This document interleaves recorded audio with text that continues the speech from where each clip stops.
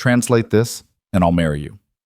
The words cut through Sterling Tower's marble lobby like a blade, followed by investors' laughter that echoed off walls worth more than most people's houses. Celeste Vale, Billionaire CEO in Valentino heels, kicked over my mop bucket, dirty water spreading across Italian marble, while holding a document she couldn't read and a contempt she'd perfected over 43 floors of unchallenged power. She didn't know my name, didn't know my story, didn't know that the invisible man cleaning her floors spoke 7 languages and held 2 graduate degrees earned in countries she'd only visited from penthouses. I'm Malik Cross, and this is how I brought an empire to its knees, one mistranslation at a time. If you stay until the end, drop your city in the comments. I want to see how far this story travels. The thing about being invisible is that people perform their worst selves right in front of you. I'd been working the night shift at Sterling Tower for 8 months, and I'd learned more about corporate corruption than most business school graduates discover in entire careers. The janitor's cart is a confession booth. The maintenance closet is where deals actually happen. And the lobby, Sterling's cathedral of marble and money, is where powerful people reveal exactly who they are when they think nobody's watching. It was 11:47 p.m. on a Thursday when Celeste Vale decided to humiliate me. I was finishing the West Lobby, the section near the private elevators where executives brought clients they wanted to intimidate with wealth. My mop moved in practiced arcs across stone imported from Carrara, the same quarries Michelangelo used. The irony never escaped me. I was cleaning masterpiece quality marble while holding a master's degree in international relations from Georgetown and another in comparative linguistics from the Sorbonne. My mother would have found that funny. She'd worked 3 jobs to get me through undergrad before cancer took her 2 months before my graduation.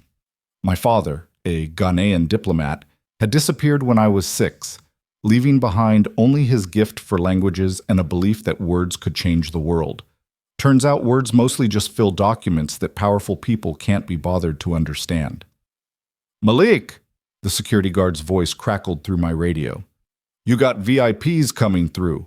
Make yourself scarce." I was already moving toward the service corridor when the elevator chimed. Too late.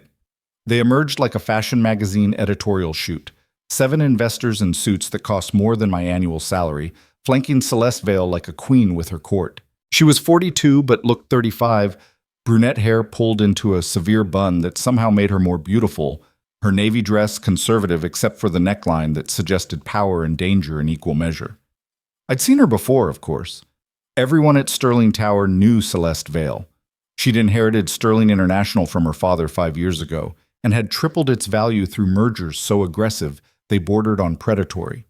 Forbes called her the Velvet Hammer.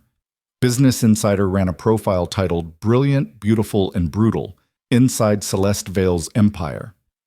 But I'd never been this close, never seen the absolute certainty in her ice-blue eyes that everyone around her existed only to serve her vision. "The Dubois Group is being impossible," one of the investors was saying, a silver-haired man whose watch probably cost more than my car. "They want the contract translated into French, Spanish, and German before tomorrow's signing." "So hire translators," Celeste said, her voice carrying that particular pitch of irritation that comes from dealing with problems too small for her attention. "We have people for this." We did. 3 different firms. They all produced different interpretations of the liability clause. Dubois is threatening to walk unless... She stopped walking. I was 20 feet away, wringing out my mop, trying to become furniture. Her eyes locked onto me with the precision of a predator identifying prey. "You." She pointed one perfectly manicured finger in my direction. "Come here." I set down the mop, walked over, kept my eyes respectfully lowered the way invisible people are supposed to. "You speak English?" she asked. The question was so absurd I almost laughed. Instead, I said simply, "Yes, ma'am." "What other languages?" Her tone suggested this was a game, entertainment for her guests. I could have lied, should have, but something about the way she asked, like my answer didn't matter because I didn't matter, made me tell the truth. "Spanish, French, German, Italian, Portuguese, Swahili, and Arabic." Silence dropped over the lobby like a curtain. One of the investors, a woman with red lipstick and a cruel smile, laughed. "Your janitor speaks 7 languages?" What? Did you hire him from the UN? 8, actually, I said quietly. I also speak English. The laughter got louder. Celeste's expression didn't change, but something flickered behind her eyes. Curiosity, maybe, or calculation. She reached into her Hermes bag and pulled out a thick document bound in leather. She thrust it toward me like a weapon. This is the Dubois contract, she said. 22 pages of legal language across 3 languages with disputed meanings. Our translators have given us 3 different versions. She stepped closer, close enough that I could smell her perfume. Something expensive and sharp. You claim to speak French, Spanish, and German. Prove it. Ma'am, I'm just here to clean. I didn't ask for your life story. Her voice dropped to a purr that somehow felt more dangerous than shouting. I gave you an opportunity. Translate this document accurately tonight in all 3 languages, and I'll marry you. The investors erupted in laughter. Celeste, you can't be serious, the silver-haired man chuckled. Why not? She was playing to her audience now, enjoying herself. If he's as talented as he claims, he deserves a reward, doesn't he? And if he's lying, like every other person trying to seem more impressive than they are, well, then we all get a good laugh. She held out the document. I didn't take it. I'm not interested in marriage, Ms. Vale. Her smile turned razor sharp. No? Then what does someone like you want? Money? A better job? A reference? Someone like you. The words hung in the air like smoke. I want, I said carefully, to finish cleaning this lobby and go home. You should hire professional translators through a certified firm. They'll provide accuracy guarantees, and she kicked my mop bucket. It happened so fast I barely registered the motion. One moment the bucket was beside me, the next it was sliding across the marble, dirty water spreading in a gray wave toward the elevator bay. Oops, Celeste said flatly. Looks like you have more cleaning to do. The investors laughed again, already moving toward the elevators, already forgetting I existed. Celeste followed them, her heels clicking against marble, her voice drifting back with casual cruelty. Better hurry with that mess. The morning shift starts in 7 hours. The elevator doors closed on their laughter. I stood alone in the vast lobby, dirty water pooling around my feet. The document she'd tried to hand me still lying on the floor where it had fallen from her purse. I could have left it there. Should have. Instead, I picked it up. The maintenance closet on the 42nd floor smells like industrial cleaner and old coffee. It's where I take my breaks, where I keep the books I'm reading, where I pretend I'm still the person who thought education and effort mattered more than appearance and access. I sat on an upturned bucket and opened Celeste Vale's contract. It was immediately obvious why her translators disagreed. The document was a masterpiece of intentional ambiguity, legal language designed to mean different things in different jurisdictions. The French version used engagement mutuel, which could mean mutual commitment or mutual engagement depending on context. The Spanish version said beneficio compartido, which translated as shared benefit, but carried implications of either equal partnership or proportional distribution. The German section used Verantwortung for responsibility, but the sentence structure made it unclear whether that meant fiduciary responsibility, operational responsibility, or simple due diligence. Any competent translator would struggle because the document was deliberately unclear. It was written to give Sterling International maximum flexibility and minimum liability. A contract that could be interpreted however Celeste needed it to be interpreted when conflicts arose. But there was a deeper problem. The translation errors weren't random. They were systematically skewed to favor Sterling International's interpretation. Wherever ambiguity existed, the translations pushed meaning towards Sterling's advantage. It was subtle enough that clients might not notice until disputes arose, but clear enough that I could see the pattern after reading 3 pages. This wasn't translation. It was manipulation. I closed the document and put my head in my hands. My phone buzzed. A text from Marcus, my roommate. Rent's due Tuesday. You got your half? I did. Barely. If I kept my head down, kept cleaning floors, kept being invisible, I could keep making rent in a studio apartment in a neighborhood where gunshots punctuated summer nights like punctuation. This wasn't my problem. Celeste Vale had made it clear what she thought of people like me. The smart move was to forget the document, finish my shift, and let billionaires solve billionaire problems. But my father's voice echoed in my head, something he'd said before he left, one of the few clear memories I had of him. Language is how humans build bridges or burn them. Choose carefully. I pulled out my phone and started typing notes. At 1:47 a.m., I heard shouting from the executive floor. The 43rd floor of Sterling Tower is supposed to be silent at night, just empty conference rooms and executive offices where deals happen in daylight and secrets hide in darkness. But now voices raged behind closed doors, fury bleeding through soundproofing that cost more than most houses. I was supposed to be cleaning the 40th floor. Instead, I took the service elevator up. The shouting came from the main boardroom, the one with floor-to-ceiling windows overlooking the city, the one where Celeste Vale probably made decisions that moved markets and destroyed competitors. Complete disaster! A man's voice, crisp with British accent and barely controlled rage.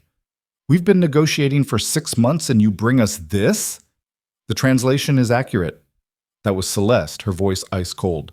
Our firm verified, your firm is wrong. A different voice, French accent, thick with contempt. This contract says we accept unlimited liability. In French, you've written that we assume responsibility for operational failures we cannot control. In Spanish, you've structured payment terms that violate our corporate charter. And in German, the voice broke into French too rapid for me to follow completely through the door. I should have walked away. Instead, I knocked. Silence crashed over the boardroom like a wave. The door jerked open. A man stood there, mid-40s, impeccable suit, fury radiating off him like heat. This was Adrian Knox, Sterling International's COO. I'd seen his photo in the business section, Harvard MBA, former Goldman Sachs, known for turning around failing acquisitions. "Who the hell are you?" he demanded. "Maintenance," I said. I heard shouting. Building policy requires security check when... "We're fine." He started to close the door. "The translation is wrong," I said. His hand froze on the door handle. "What?" "The contract you're discussing.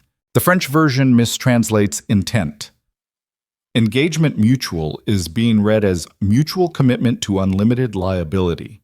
But in European business context, it means shared obligation within defined parameters.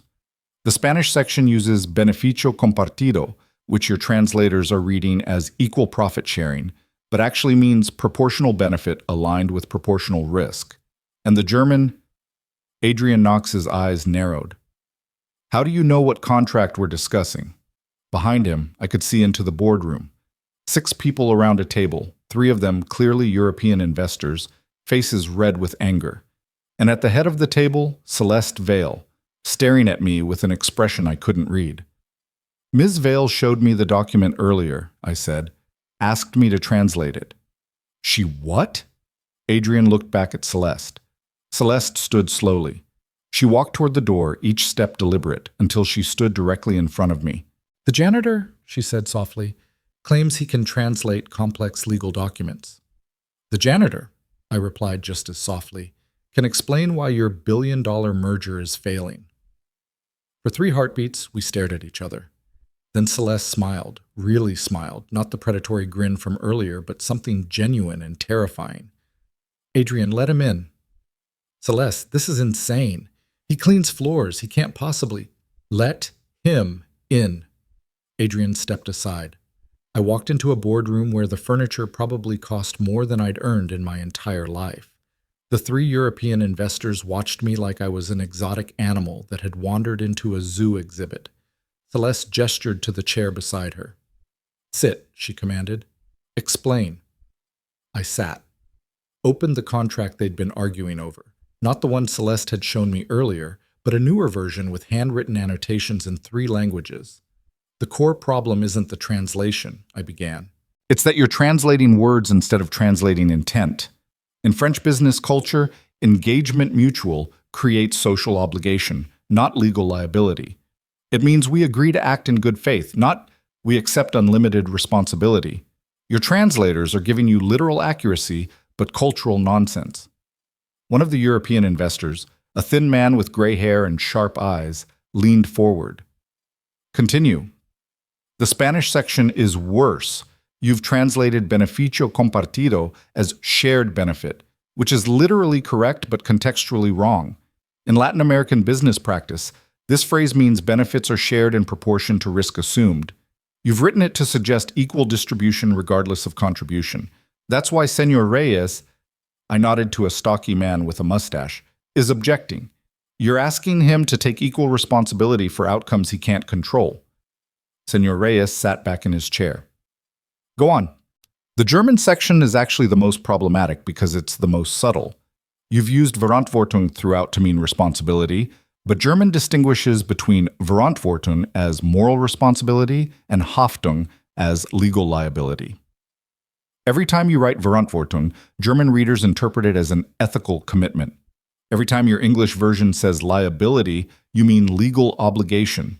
The meanings are diverging in ways that will create conflicts later. The room had gone completely silent. Celeste leaned back in her chair, studying me like I was a puzzle she couldn't solve. Who are you? Malik Cross. I clean your floors. Nobody who cleans floors speaks like this. Lots of people who clean floors speak like this, I said quietly. We're just good at being invisible. Adrian Knox was paging through the contract, comparing sections. If you're right about this, and I'm not saying you are, how would you fix it? I pulled out my phone. I made notes earlier, may I? Celeste nodded. For the next 40 minutes, I walked them through a restructured contract that preserved everyone's interests while fixing the cultural and linguistic disconnects. I showed them how to use obligation limité et définie instead of engagement mutual in the French version, creating clear boundaries around commitment. I restructured the Spanish payment terms to explicitly link benefit to risk assumption. I rewrote the German sections to distinguish between Verantwortung as operational responsibility and Haftung as legal liability. The Europeans conferred in rapid French. I caught pieces. Actually understands the context. Better than the firm we hired. Where did she find him? Finally, the thin man with gray hair stood. We will accept this revised structure. We reconvene tomorrow at 2 p.m. with our attorneys to formalize. He looked at me. You will be present? I work nights, I said. I'm just maintenance. You work for me now, Celeste said. It wasn't a question. Adrian, clear Malik's schedule. Get him proper documentation. Put him on tomorrow's agenda as our cross-cultural language specialist. Celeste, we just did. She turned to the Europeans. Gentlemen, my apologies for this evening's confusion. We'll have corrected contracts by noon tomorrow. They filed out, still muttering to each other in French. Adrian gathered documents, shooting me looks that mixed suspicion with grudging respect. When the room emptied, Celeste walked to the windows. The city spread below us like scattered jewels, 43 floors of separation from the streets where I'd grown up. Georgetown and the Sorbonne, she said without turning around. I had you investigated the moment you corrected my investor's grammar earlier. You've got 2 graduate degrees and you're cleaning my floors.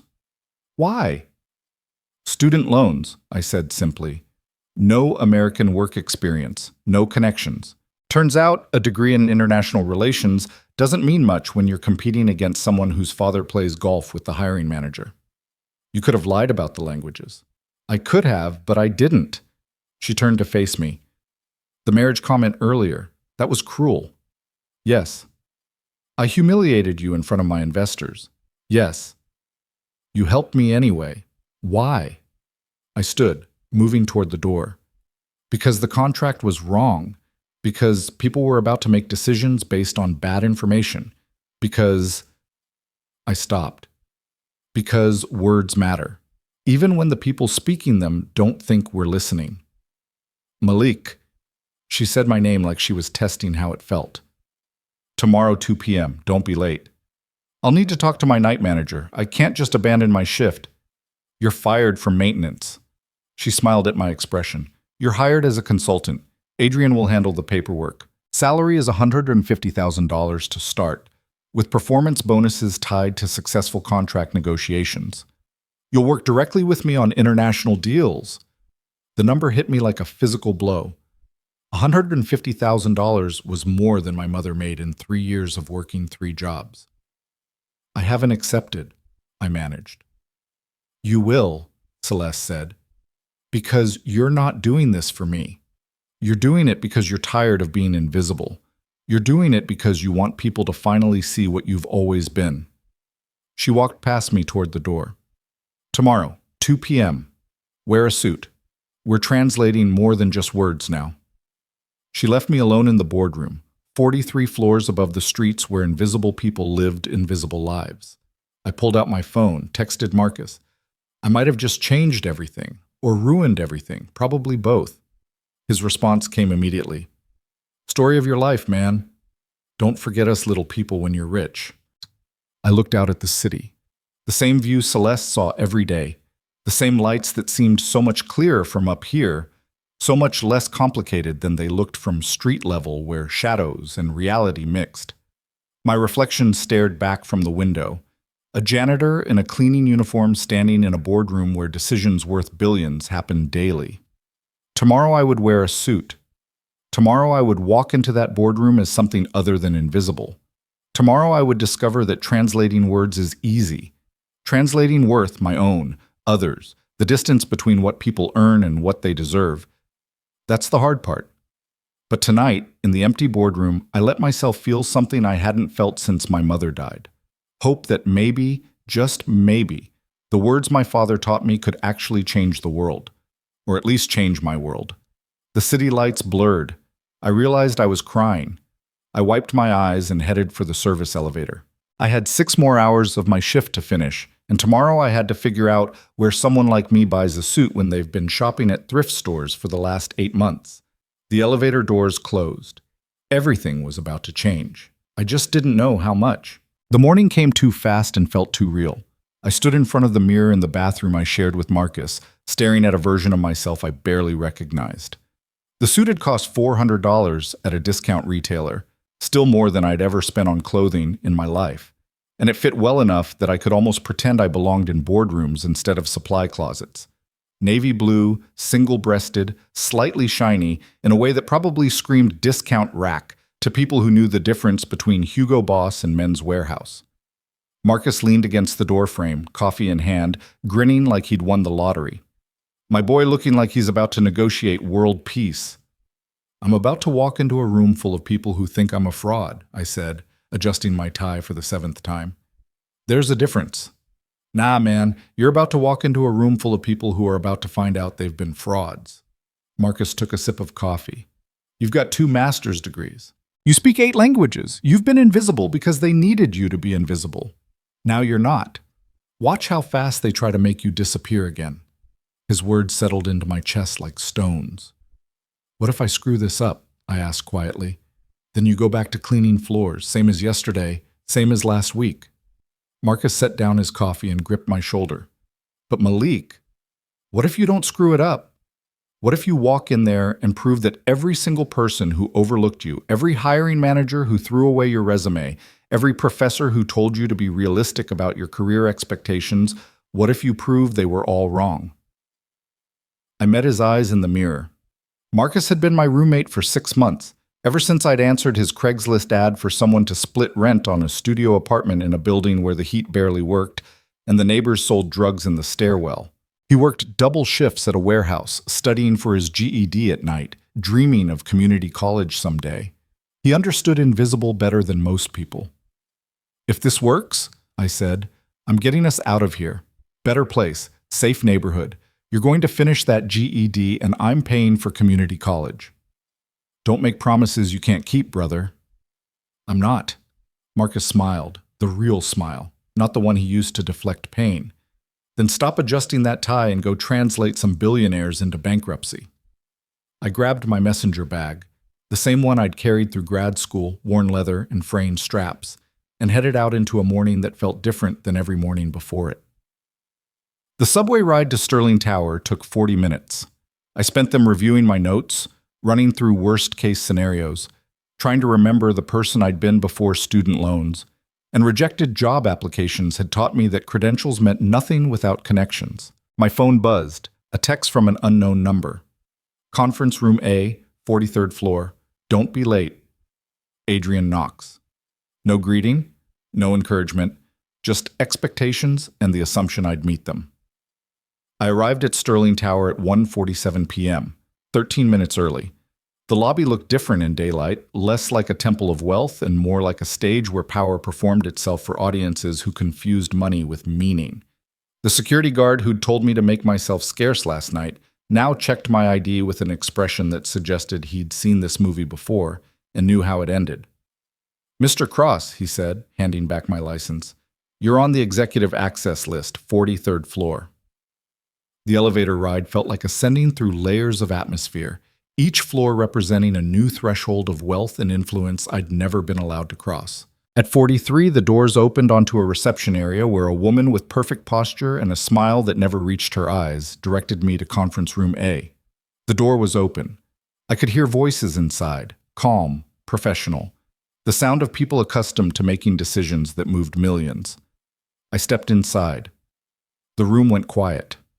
Adrian Knox sat at the head of the table, surrounded by 4 people I didn't recognize.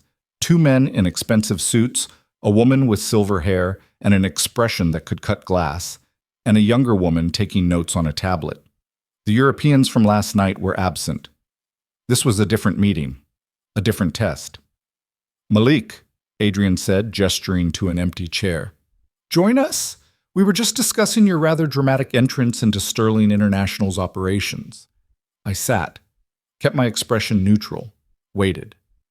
The woman with silver hair spoke first. Her voice carried the particular authority of someone who'd spent decades in rooms where her opinions shaped policy. "I'm Victoria Brennan, Sterling International's General Counsel. Adrian tells me you corrected a multi-million-dollar contract dispute last night using skills you acquired while working as maintenance staff. That's quite a story." "It's not a story," I said evenly. "It's what happened. And you have graduate degrees from Georgetown and the Sorbonne in international relations and comparative linguistics." "Yes, ma'am." "Yet you were working as a janitor." Her eyes narrowed. "Why should we believe you didn't sabotage our original translations to create an opportunity for yourself?" The accusation hit like a slap. I felt my jaw tighten, felt the old familiar anger rising, the same anger that came every time someone suggested that my presence in educated spaces must be fraudulent, that someone who looked like me and came from where I came from couldn't possibly belong in rooms like this. I took a breath, let it out slowly. "You shouldn't believe anything," I said quietly. "You should verify. Call Georgetown. Call the Sorbonne. Check my transcripts. Call the 3 translation firms who worked on the Dubois contract and ask them to explain their methodology. Then ask the Dubois group which version they found more accurate. The one from your firms or the one I provided last night." Victoria Brennan's expression didn't change. "We already did. All of it. Your credentials are legitimate. The Dubois group confirmed your revisions were superior to our paid consultants' work." She leaned forward. "Which brings me to my actual concern, Mr. Cross. You have legitimate expertise. You have demonstrable skills. Yet you've been cleaning our floors for 8 months. Either you're phenomenally unlucky, or you're hiding something. Which is it?" "Neither," I said. "I'm phenomenally black and phenomenally without connections in an industry that values neither phenomenally." Silence dropped over the room like a curtain. One of the men, younger, maybe 35, with the kind of tan that comes from ski vacations and Mediterranean yachts, laughed. "Did you seriously just play the race card in a business meeting?" "I didn't play anything," I replied. "You asked why I was cleaning floors. I told you. If that makes you uncomfortable, that's not my problem to solve." Adrian Knox cleared his throat. "This conversation is off track. Malik, we have a situation that requires your particular expertise. Today. Are you interested or not?" "What situation?" The younger woman with the tablet spoke for the first time. "We have a Japanese-Korean partnership negotiation happening on the 17th floor right now. It's falling apart. Neither side trusts the translations. Tempers are high. We're about to lose a $300 million technology licensing deal because of linguistic and cultural miscommunication." "You want me to fix it," I said. "We want to see if you can fix it," Victoria Brennan corrected. "Last night could have been luck.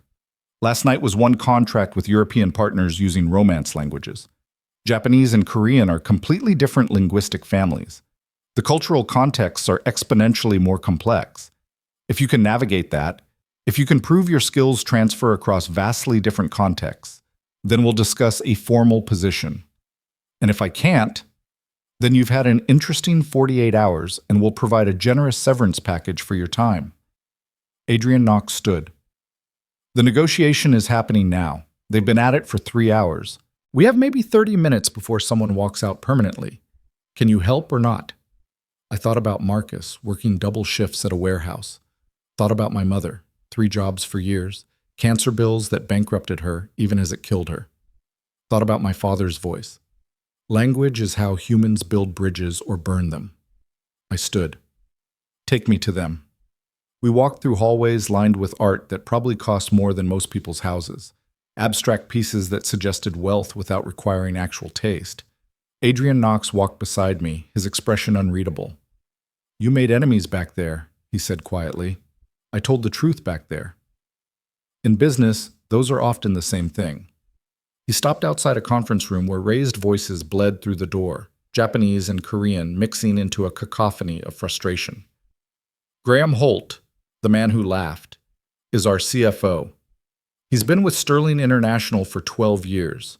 He has significant influence with the board. Making him look foolish was unwise. He made himself look foolish, I said. I just refused to pretend otherwise. Adrian almost smiled. Celeste said you had integrity. I told her that's a liability in this business. What did she say?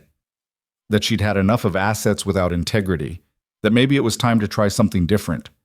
He opened the conference room door. Prove her right, Malik, because if you prove her wrong, I'm the one who has to clean up the mess. The conference room was smaller than the one from last night, but the tension was thick enough to choke on. 6 people sat around the table, 3 Japanese businessmen on one side, 3 Korean executives on the other. A translator sat between them, a young woman who looked like she wanted to disappear into the floor. Documents covered the table. A whiteboard showed contract terms in English, Japanese, and Korean.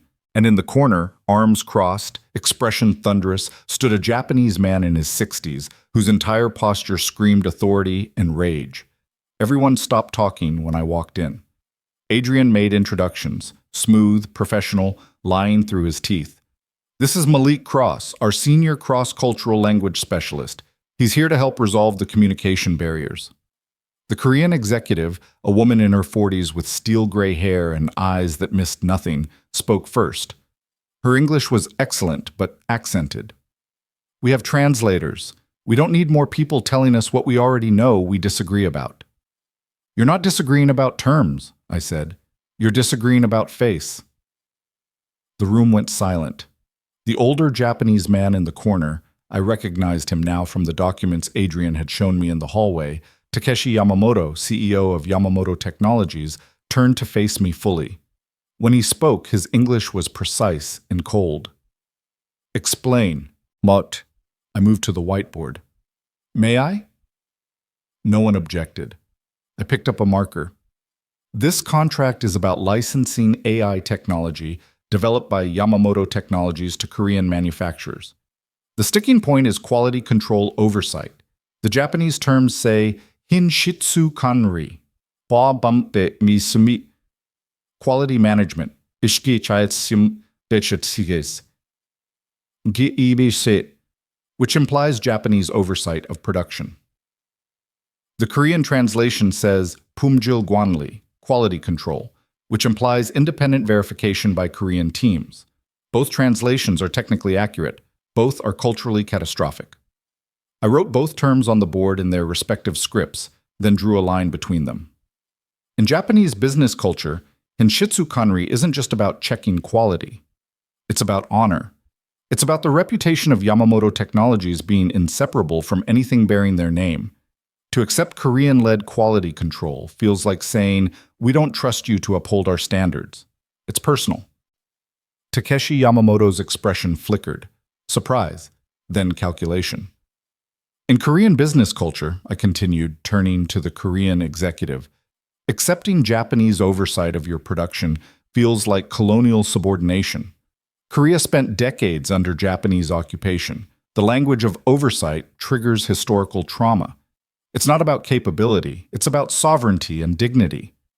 The Korean executive, her nameplate read Park, Min Jung, sat back in her chair. You understand this. I understand that both sides are defending something deeper than contract terms. You're defending identity, and no translation will fix that because the problem isn't linguistic, it's historical. Silence filled the room like water. Finally, Takeshi Yamamoto spoke. If you understand the problem, propose a solution.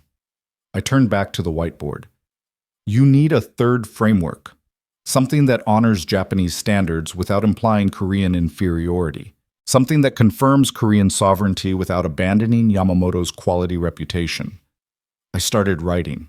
What if we restructure this as Kyoto Hinshitsu Hosho, collaborative quality assurance, where both teams work together to define standards, both teams verify compliance, and both teams share responsibility for outcomes. In Korean, Yeomnyuk Pumjul Bojang, cooperative quality guarantee, which emphasizes partnership rather than hierarchy. Park Min-jung leaned forward, studying what I'd written. This requires both sides to trust each other. Yes, I said. That's exactly what it requires, which is what this partnership should require anyway, isn't it? If you don't trust each other enough to share quality assurance, why are you partnering at all? Takeshi Yamamoto walked to the table, sat down, looked at Park Min-jung. The young man makes a fair point. He does, she agreed. She turned to me. But implementation?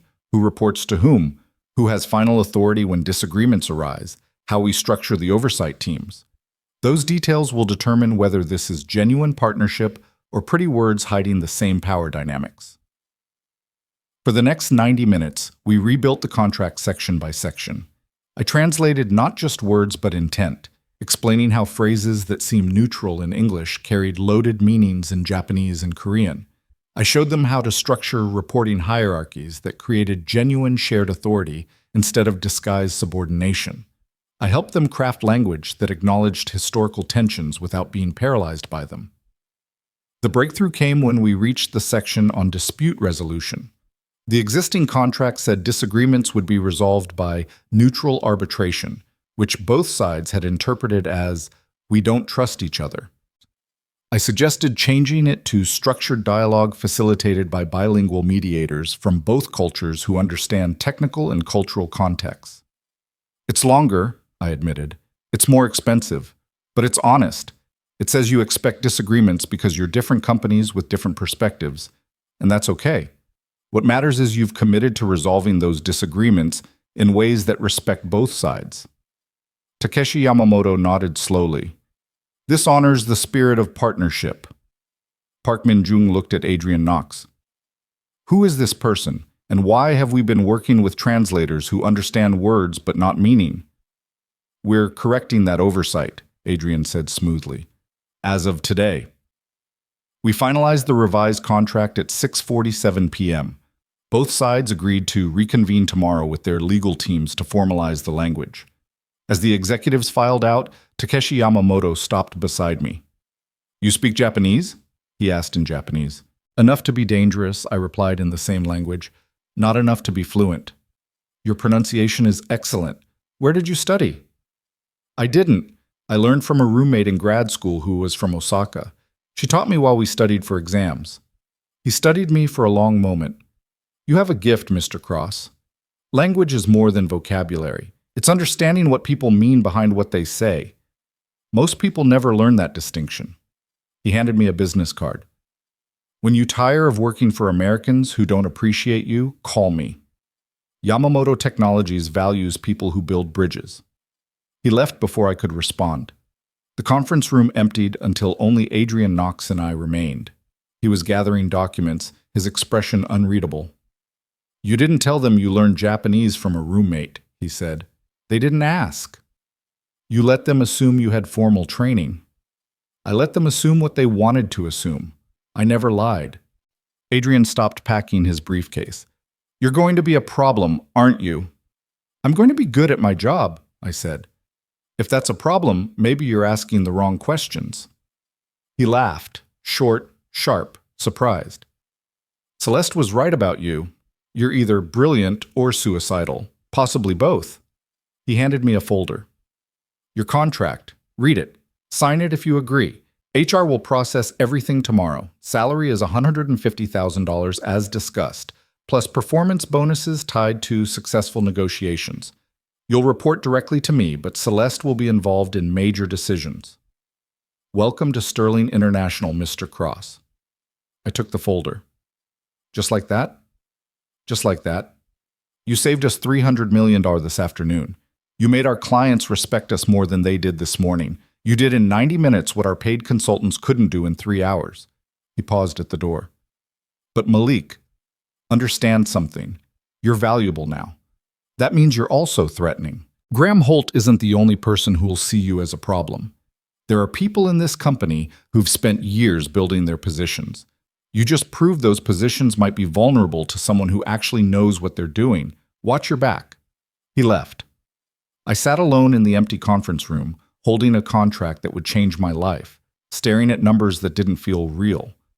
150,000 plus bonuses, plus benefits, plus an office instead of a mop closet. My phone buzzed. A text from Celeste Vale. Heard you saved the Yamamoto deal.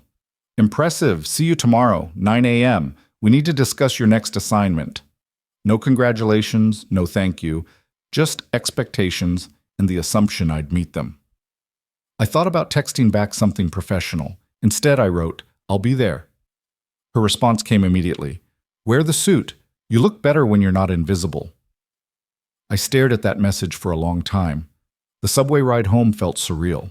I sat surrounded by people heading back from jobs that paid hourly wages, wearing the same discount suit they probably thought made me look like a try-hard, carrying a contract that would pay me more than some of them earned in 3 years.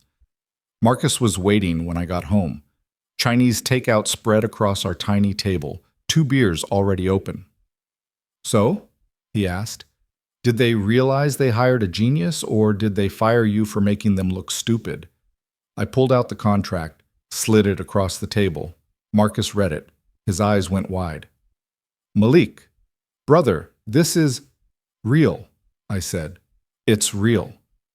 You're not cleaning floors anymore. No. You're making 6 figures. Yes. Marcus set down the contract like it might explode. What happens now? Now, I said quietly, I figure out how to survive in a world that needs what I can do but hates what I represent. Which is? Proof that the invisible people were never actually invisible. We were just standing in rooms where powerful people refused to look.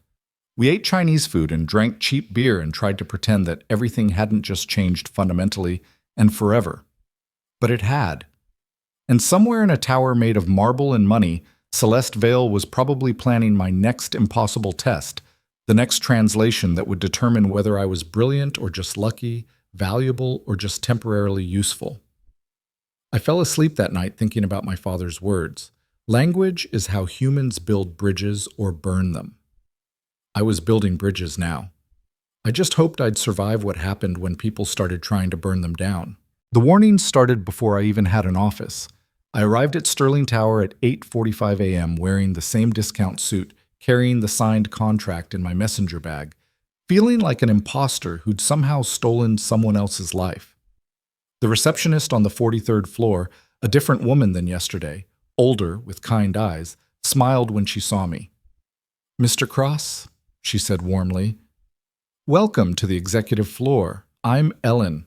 I've been here 19 years, so if you need anything, directions, coffee that doesn't taste like paint thinner, or warnings about which meetings to avoid, you come find me. Warnings? I asked. Her smile didn't waver, but something shifted in her eyes. You're the janitor who became a consultant overnight. That's a good story. People love good stories. But the people who work here, they love their positions more than they love good stories. Just remember that. Before I could respond, a voice cut through the reception area like a knife. Cross, conference room B, now. Graham Holt stood by the elevators, arms crossed, his expression making it clear this wasn't an invitation. The CFO who'd laughed yesterday when I mentioned race now looked at me like I was a problem he needed to solve. I followed him to a smaller conference room. No windows, no art. Just a table, 6 chairs, and fluorescent lighting that made everything look slightly unreal. Graham closed the door. Didn't sit. just stood there, studying me the way a surgeon studies a tumor. "Let me be direct," he said. "I don't like you. I gathered that yesterday. I don't like what you represent. I don't like that Celeste is making decisions based on one lucky night instead of proper vetting procedures. And I especially don't like that you're walking around here acting like you've earned a position that should have gone through proper channels." He leaned against the table. "You want to know how this ends, Cross? I'll tell you. You'll make a mistake. Everyone does eventually, and when you do, I'll make sure that mistake costs you everything." "Is that a threat?" "It's a prediction, based on experience." Graham straightened his tie. "I've seen a dozen people like you over the years. Talented, sure, but talent without judgment is just chaos waiting to happen. You think you're special because you speak a few languages? Because you fixed one contract dispute. This company operates on systems, Cross. Processes. Hierarchies that exist for reasons. You're disrupting all of that." "Good," I said quietly. His eyes narrowed. "Excuse me?" "If your systems and processes led to hiring 3 different translation firms who all produced unusable contracts, then your systems need disrupting. If your hierarchies mean qualified people spend years cleaning floors because they don't have the right connections, then your hierarchies are broken. So yes, I'm disrupting that, and I'm not apologizing for it." Graham's jaw tightened. For a moment I thought he might actually hit me. Instead he smiled, cold and sharp. "Celeste will tire of you. She always tires of her projects. And when she does, I'll be here to remind everyone why proper procedures exist. Enjoy your moment, Cross. It won't last." He left me alone in the windowless room, his threat hanging in the air like smoke. I took a breath, let it out. Reminded myself that I'd faced worse than corporate politics. I'd faced poverty. I'd faced my mother's death and student loan collectors, and the slow, grinding realization that everything I'd worked for might never matter to anyone who could actually hire me. Graham Holt was just another obstacle. I'd navigate him the same way I navigated everything else, by being better at my job than he could dismiss. I found my way to conference room A, where Celeste was already waiting.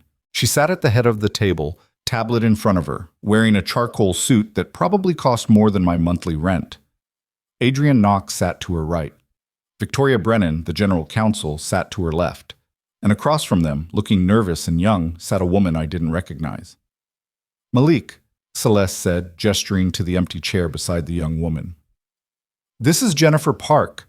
She's been our head translator for Asian markets for the last 3 years. Jennifer, this is Malik Cross." Jennifer extended her hand. Her grip was firm, but her palm was sweating. "I heard about yesterday's negotiation. That was impressive work." "You were the translator in the room when I arrived," I said, recognizing her now. "You looked like you wanted to disappear." "I did." She smiled weakly. "I've been doing this job for 3 years, and yesterday was the closest I've come to causing an international incident.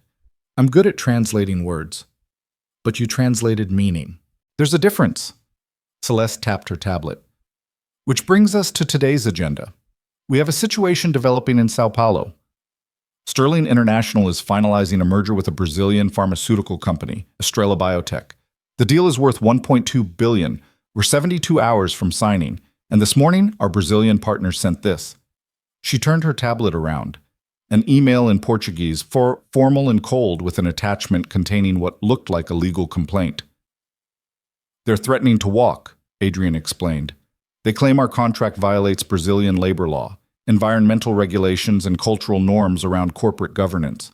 Our legal team says the contract is compliant. Our Brazilian attorneys agree, but Estrela's CEO, Renata Cavalcanti, refuses to proceed. She says the contract lacks soul and demonstrates American cultural imperialism." I read through the email carefully. The Portuguese was formal, almost archaic in places, the kind of language used when someone wants to sound official while also being deliberately vague. "This isn't about legal compliance," I said after a moment.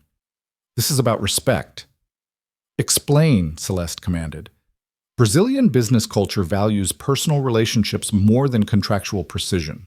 The fact that you've sent lawyers to negotiate instead of executives suggests you see this as a transaction instead of a partnership. The language in the contract is technically correct, but emotionally cold. You've used obligações, obligations, throughout, which is legally accurate but feels coercive. You've structured payment terms to favor Sterling International's timeline without acknowledging Brazilian fiscal calendar concerns. And your environmental clauses treat compliance as a minimum threshold instead of a shared commitment. Victoria Brennan frowned. We spent 6 months negotiating these terms. We made significant concessions on... You made concessions on American terms, I interrupted gently.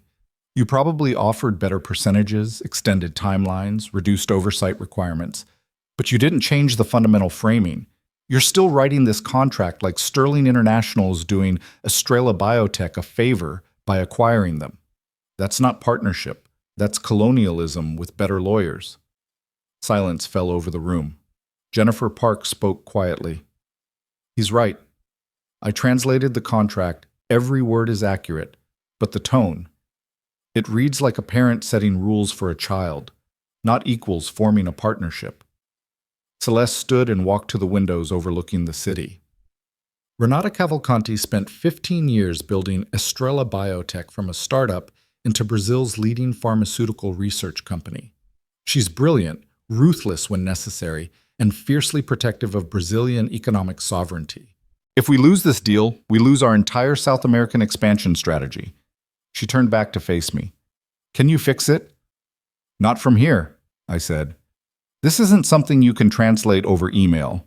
You need to go to Sao Paulo. You need to sit across from Renata Cavalcanti and negotiate like she's your equal, not your acquisition target. I'll send Adrian and Victoria. No, I said firmly. You need to go yourself. Sending representatives tells her she's not important enough for your personal time. You need to show her that this partnership matters to you beyond the financial terms. Adrian Knox leaned forward. Celeste, that's a significant time commitment. You have the Singapore conference next week, the board meeting on Thursday. Cancel them, Celeste said. Malik's right. I've been treating this like a transaction. That was a mistake. She looked at me. Pack a bag. We leave for Sao Paulo tonight. You're coming with me. Ma'am, I don't have a passport that allows... You have an American passport. Brazilians don't require visas for Americans staying under 90 days. Adrian, book 2 first-class tickets on the evening flight to Sao Paulo. Book the Fasano Hotel. 2 rooms, executive level. Jennifer, I need every communication with Estrella for the last 6 months translated with cultural context notes, not just literal translations. I want to understand what we missed. She turned back to me. What else do I need to know? I pulled out my phone and started making notes. Renata Cavalcanti grew up in the favelas of Rio, built her company on microloans and determination. She's sensitive to anything that suggests she's being patronized or that her success is less legitimate because it came from Brazil instead of Silicon Valley. Don't compliment her English. She studied at Oxford and it's condescending. Don't comment on Brazilian culture like you're discovering it. She'll see it as tourist mentality. And don't, under any circumstances, suggest that Sterling International is rescuing Estrella Biotech from anything. This is a merger of equals or it's nothing. Celeste smiled, that sharp, dangerous smile I was starting to recognize. You've researched her. I researched everything the moment I saw the contract yesterday, before you offered me the job. I wanted to understand what kind of company I was potentially working for. And what did you conclude? That Sterling International has tremendous resources and terrible cultural intelligence. That you make deals that maximize profit but minimize relationship. That you're brilliant at business and mediocre at understanding people. I met her eyes. That you hired me because you're starting to realize those things matter. Victoria Brennan looked like she'd swallowed something painful. Adrian Knox was actively trying not to smile. Jennifer Park had her hand over her mouth. Celeste walked back to the table and sat down directly across from me. You just called me mediocre at understanding people. I called Sterling International mediocre at understanding people. You personally, I don't know yet. We've had exactly 2 real conversations. And in those 2 conversations, you've insulted me, corrected me, and told me I need to completely restructure how I do business. Yes, ma'am. Good, she said softly. Everyone else in this company tells me what I want to hear. You tell me what I need to hear. Don't stop doing that. She stood. We land in Sao Paulo at 6 a.m. local time. Meeting with Renata is scheduled for 2 p.m. That gives us 8 hours to fix 6 months of mistakes. Try to sleep on the plane. As everyone filed out, Adrian Knox caught my arm. A word of advice, Cross. Graham Holt is already building a case against you. He's documenting every conversation, every decision, everything he thinks might be used to prove you're a liability. And Celeste's support won't protect you if the board decides you're too disruptive. What would you do? I asked. I'd be more careful, more diplomatic. I'd learn to play the game before trying to change the rules. And how long did that take you? To learn the game? Adrian's expression darkened. 12 years. An MBA from Harvard. Connections built over decades. And I'm still one bad quarter away from being expendable. He released my arm. You're trying to do in 72 hours what took me a decade. That's admirable. It's also potentially suicidal. Just remember, in this business, being right doesn't matter if being right makes you unpopular. He left me standing in the hallway, his warning echoing in my head. I spent the rest of the day preparing. I reviewed every communication between Sterling International and Estrella Biotech. I researched Renata Cavalcanti's background, her public statements, her company's mission. I studied Brazilian business customs, cultural sensitivities, the political and economic context that made this merger more than just a financial transaction. At 4 p.m., my phone rang. An unknown number. Malik Cross, I answered. Mr. Cross, this is Renata Cavalcanti. Her English was perfect, British accented from her Oxford years, and laced with something that might have been amusement. I understand you're coming to Sao Paulo to rescue Ms. Vale's failing merger. I sat down. Ms. Cavalcanti, I wasn't expecting— I'm sure you weren't. Americans rarely expect Brazilian executives to take initiative. Her tone was pleasant but sharp.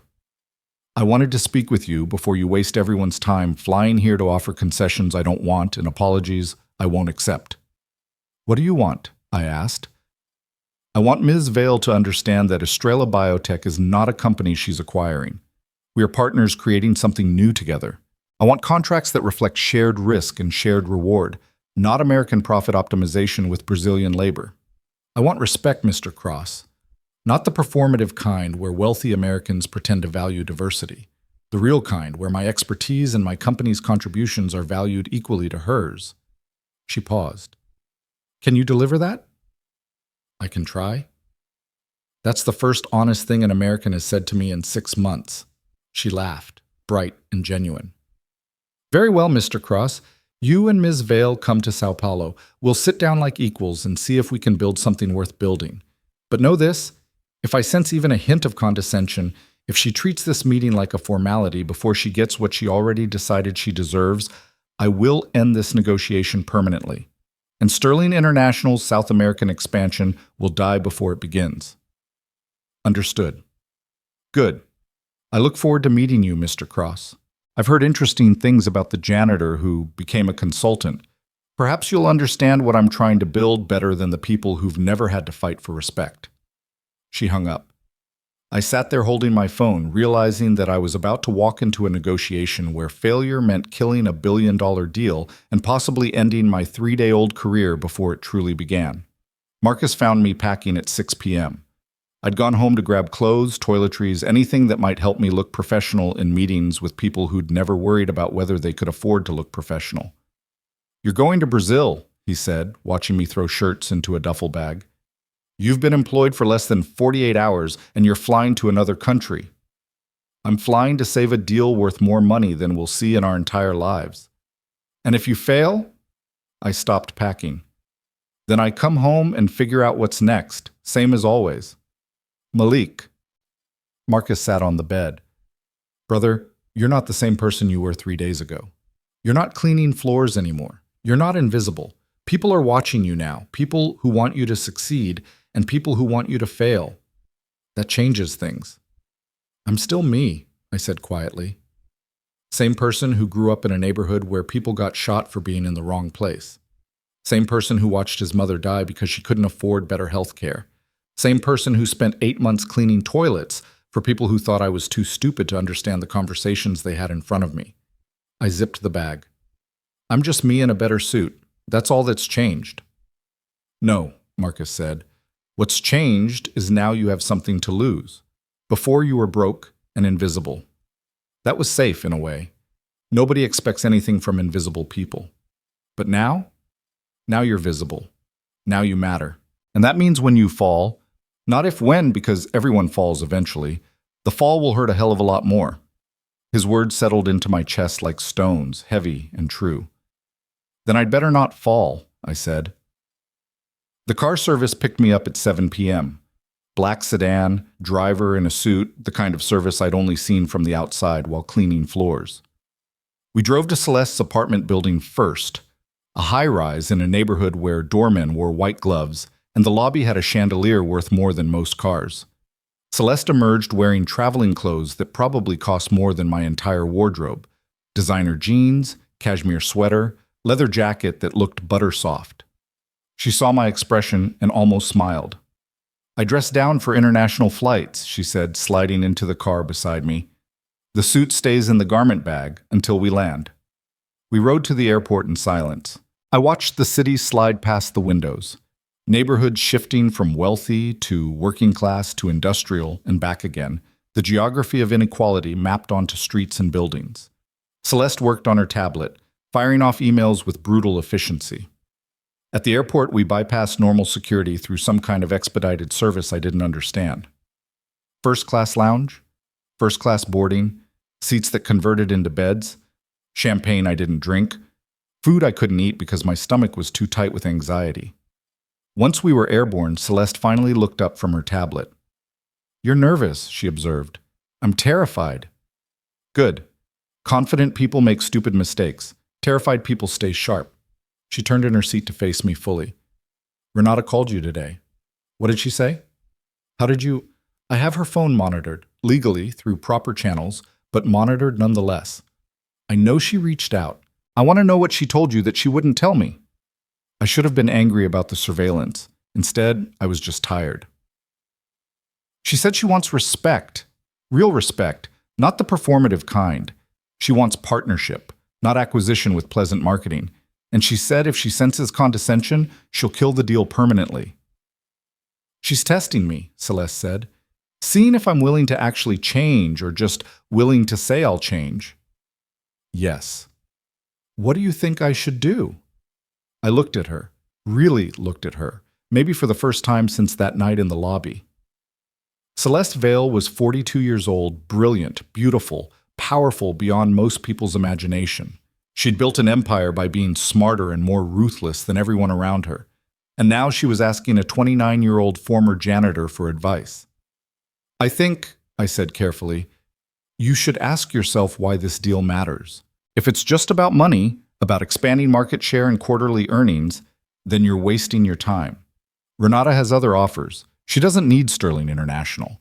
But if it's about building something meaningful, about creating partnership that actually changes how business gets done, then you need to walk into that meeting ready to be uncomfortable, ready to admit you've been wrong about how you approach this, ready to listen more than you talk." Celeste was quiet for a long moment.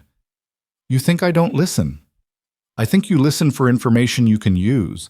I think you're brilliant at identifying leverage and exploiting opportunities. But listening, real listening, the kind where you let other people's perspectives actually change your mind, I don't think you do that very often." "And you do?" "I spent 8 months cleaning your floors," I said. "I heard hundreds of conversations, negotiations, arguments, celebrations, betrayals. And you know what I learned? The people who talk the most understand the least. The people who listen, really listen, not just wait for their turn to talk, those are the people who actually change things." She smiled then, not the sharp, dangerous smile, but something softer, almost sad. "My father built Sterling International by never showing weakness, never admitting mistakes, never letting anyone see him as anything less than completely certain. I inherited that strategy along with the company, and it's worked, mostly, until now." "What changed?" "I did," she said quietly. "Or maybe I'm finally old enough to realize that being right all the time is exhausting, that being feared is lonely, That building an empire doesn't mean much if everyone in it is either terrified of you or plotting against you. She turned back to her tablet. Get some sleep, Malik. Tomorrow we find out if I'm capable of being the person you think I should be. I reclined my seat and closed my eyes, but sleep wouldn't come. Instead, I lay there thinking about Renata Cavalcanti's warning, about Graham Holt's threat, about Marcus's observation that having something meant I could lose something. Somewhere over the Caribbean, I finally slept. I dreamed of my mother in her hospital bed, 3 jobs worth of exhaustion etched into her face, her hand in mine, her voice whispering the last thing she ever said to me. Don't let them make you invisible, baby. Don't ever let them convince you that you don't matter. I woke up as we began our descent into Sao Paulo, the city spreading below us like a promise and a threat, sunlight catching on buildings that house dreams and disasters in equal measure. Celeste was already awake, already dressed in her suit, already armored for battle. Ready? She asked. I thought about lying. Instead, I told the truth. No, but I'll do it anyway. She almost laughed. That's the spirit that changes the world, Malik, or destroys it. We're about to find out which. The plane touched down and everything that came before felt like prologue. Now the real work began. São Paulo hit, like a wall of sound and humidity, the moment we stepped out of the airport. The city sprawled in every direction, 20 million people creating a rhythm that felt fundamentally different from New York's aggressive efficiency. This was chaos with purpose, poverty, and wealth stacked on top of each other without apology, a place where skyscrapers rose next to favelas, and nobody pretended the contradictions didn't exist. The driver took us through streets where Mercedes sat in traffic beside motorcycles carrying entire families, where street vendors sold fruit next to luxury boutiques, where every block seemed to contain a dozen different economies operating simultaneously. Celeste stared out the window, silent, absorbing. The Fasano Hotel was elegant in a way that felt European rather than American, understated luxury, old-world service, the kind of place where wealth whispered instead of shouted. Our rooms were on the same floor, connected by a shared sitting area that Celeste immediately converted into a war room. She had files spread across every surface within minutes. We have 7 hours before the meeting, she said, not looking up from a contract she was annotating. Tell me everything I'm doing wrong. I sat down across from her. You're already doing it. What? Treating this like a problem you can solve by working harder, by being more prepared than everyone else. I gestured at the files. Renata doesn't need you to be more knowledgeable about her own company than she is. She needs you to respect that she already knows everything you're trying to learn. Celeste set down her pen. Then what should I be doing? Thinking about why you want this partnership, not the financial projections, not the market expansion, the real reason. Because Renata will ask, and if you don't have an answer that goes deeper than quarterly earnings, this meeting is over before it starts. She was quiet for a long moment, staring at the contracts like they held answers they couldn't possibly contain. Finally, she said, My father built Sterling International on American exceptionalism. The belief that American companies, American methods, American capital were inherently superior. That the rest of the world existed to provide resources and markets for American success. She looked up at me. I inherited that worldview along with the company, and I'm starting to think it was poison. What changed your mind? You did, she said simply. You spent 8 months cleaning floors, listening to conversations nobody thought you'd understand. You have more education than half my executive team, but you couldn't get hired because you didn't fit the image of what success looks like. And when I finally saw you, really saw you, I realized how many other talented people I've been walking past my entire life because they didn't fit my inherited assumptions about who matters. She stood and walked to the window. This merger with Estrella, on paper, it's about pharmaceutical research and South American market access. But actually, it's a test. Can I build something based on genuine partnership instead of American dominance? Can I unlearn everything my father taught me? Or am I just going to repeat his mistakes with better marketing? I joined her at the window. Sao Paulo stretched to the horizon, vast and complicated and refusing to be simple. Then tell Renata that. Tell her you're trying to unlearn poison. Tell her you don't have all the answers. Tell her you want to build something your father never could because you're willing to admit when American exceptionalism is just American arrogance. That makes me vulnerable. That makes you honest. Renata grew up in the favelas. She built her company from nothing in a country where people told her she couldn't compete with American pharmaceutical giants. You think she doesn't understand vulnerability? You think she'll respect bulletproof confidence more than honest struggle? Celeste smiled, sad and small. You're very good at this, you know. Translating not just language, but meaning, helping people understand each other when they've forgotten how. My father used to say language is how humans build bridges or burn them. I'm just trying to build bridges. What happened to your father? The question caught me off guard. He left when I was 6. He was a Ghanaian diplomat, met my mother at a conference, fell in love, stayed in America long enough to have a kid, then disappeared back to a career that mattered more than we did. I'm sorry. Don't be. He gave me languages before he gave me abandonment issues. Fair trade, I guess. I turned away from the window. Get some rest, Miss Vale. You need to be sharp for this meeting. Malik. She said my name like she was testing how it felt. When we're alone, you can call me Celeste. That feels inappropriate. So does everything about our professional relationship. A janitor becoming a consultant overnight, flying to Brazil to save $1 billion deal, you calling me mediocre at understanding people and me thanking you for it? She smiled. We're already past appropriate. Might as well use first names. I nodded and headed to my room, exhaustion finally catching up with me. I slept for 5 hours and woke to my phone buzzing with messages. One from Marcus. You still alive or did rich people eat you?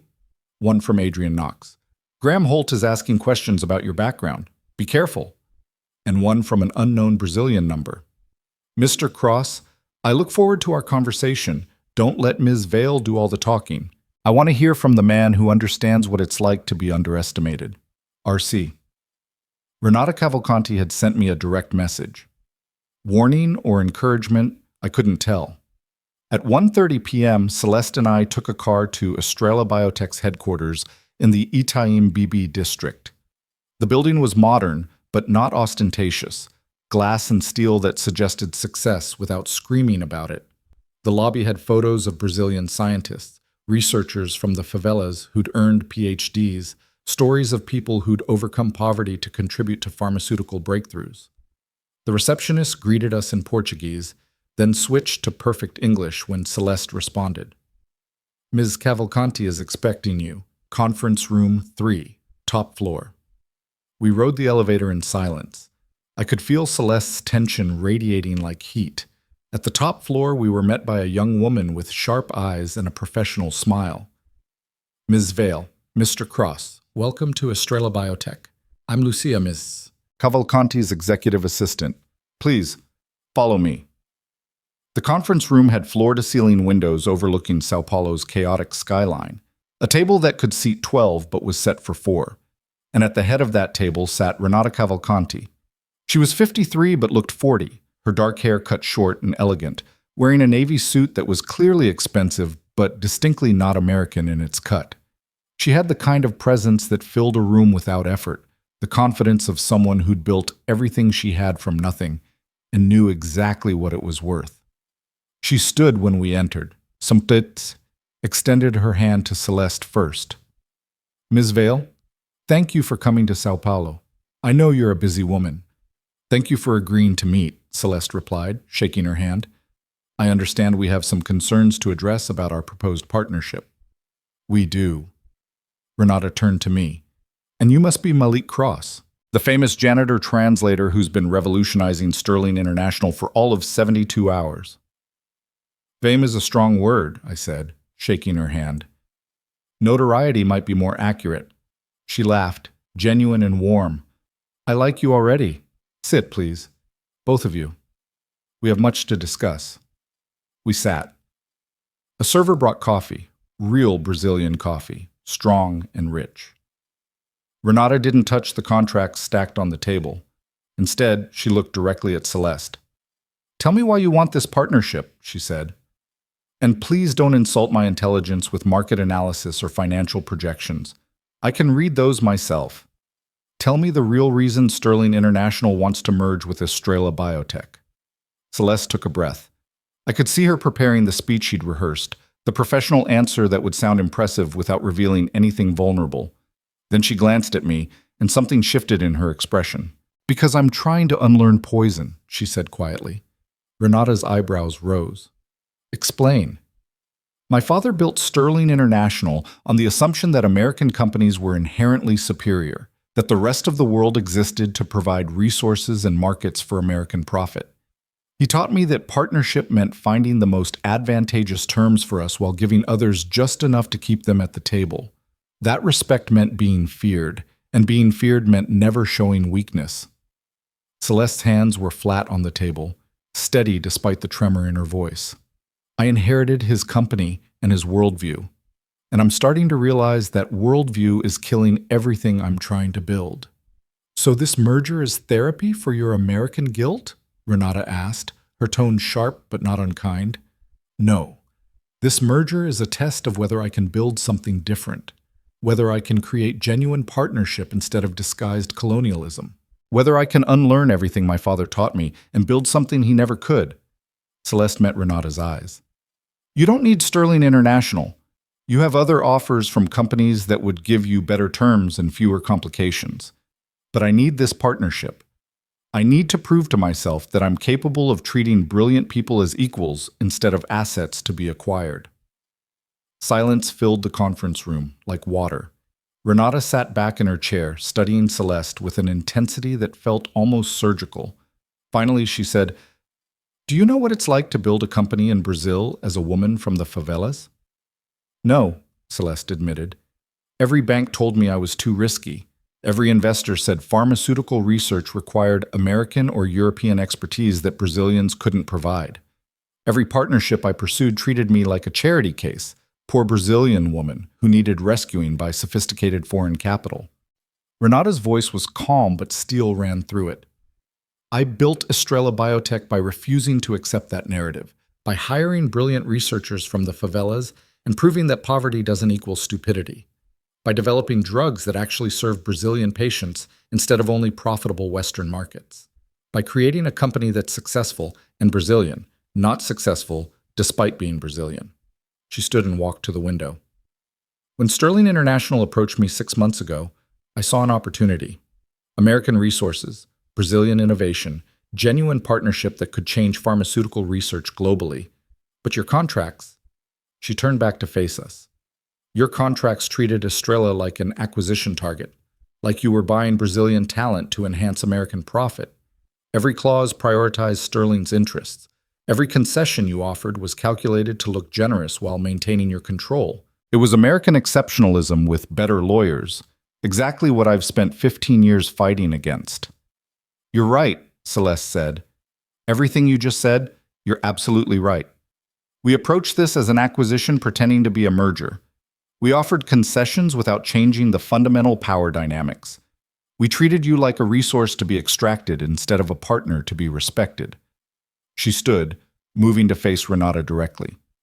I can't undo 6 months of mistakes with one conversation, but I can commit to starting over, to rebuilding these contracts from a genuine partnership framework, to listening more than I talk and respecting that Estrella's expertise and vision are equal to Sterling's resources. Words are easy, Renata said, especially from people who've spent their lives getting what they want with words. Then let me prove it with structure, I interjected. Both women turned to look at me. The contracts currently give Sterling International majority board control, final approval on research priorities, and oversight of financial decisions. Flip that. Give Estrella equal board representation with a rotating chairship. Create joint research committees where both sides have equal vote. Structure profit sharing to prioritize reinvestment in Brazilian research facilities and researcher development. Make it legally impossible for Sterling to extract value without equally investing in Estrella's vision. Renata walked back to the table and sat down. Continue. For the next hour, I walked them through a restructured partnership framework that made exploitation structurally impossible. Equal governance, shared decision-making, profit models that incentivized mutual investment over extraction. Celeste listened, occasionally adding suggestions that made the framework stronger. Renata challenged every assumption, pushing us to clarify vague language and eliminate loopholes. At 3:30, Renata called for a break. She and Celeste stepped out to make phone calls while I sat alone in the conference room, staring at Sao Paulo's sprawling chaos and wondering if we were actually building something meaningful or just creating more sophisticated ways to disguise the same old power dynamics. Renata returned first. She sat down across from me, studying my face like I was a puzzle she couldn't quite solve. "You grew up poor," she said. It wasn't a question. Poor enough to understand that poverty doesn't mean stupid. Poor enough to know what it feels like when people look through you instead of at you. "Your mother?" "Worked 3 jobs, died from cancer she couldn't afford to treat properly. Left me with student loans and a belief that education could overcome circumstance. And did it? It got me 2 graduate degrees and a job cleaning the floors of people who had less education but better connections. So no, not really. Not until someone finally looked at me instead of through me." Renata nodded slowly. "You understand why I can't accept Celeste's pretty words without structural guarantees. I understand that trust without verification is just faith. And faith doesn't protect people who've spent their lives being exploited by people who claim to have their best interests at heart." "Good," she smiled. "Then you'll understand why I'm about to make this much harder." Before I could ask what she meant, her phone buzzed. She glanced at it, and her expression darkened. "We have a problem. The Brazilian Regulatory Board is questioning the environmental impact assessment Sterling provided. They're threatening to block the merger on environmental protection grounds." Celeste rushed back into the room, her own phone pressed to her ear. "Adrian, I don't care what time it is in New York. Get our environmental attorneys on a call now." She hung up and looked at Renata. "What exactly are they questioning?" "Your waste disposal protocols, your water usage projections, your carbon footprint estimates." Renata pulled up documents on her tablet. "Sterling's assessments claim the merged facilities will meet Brazilian environmental standards, but the regulatory board has evidence suggesting those projections are based on American standards that are significantly less strict than Brazilian requirements." "That's impossible," Celeste said. "We hired Brazilian environmental consultants specifically to ensure compliance." "You hired consultants who told you what you wanted to hear," Renata corrected. "Just like you hired translators who produce contracts that served your interests. The pattern is clear, Ms. Vale.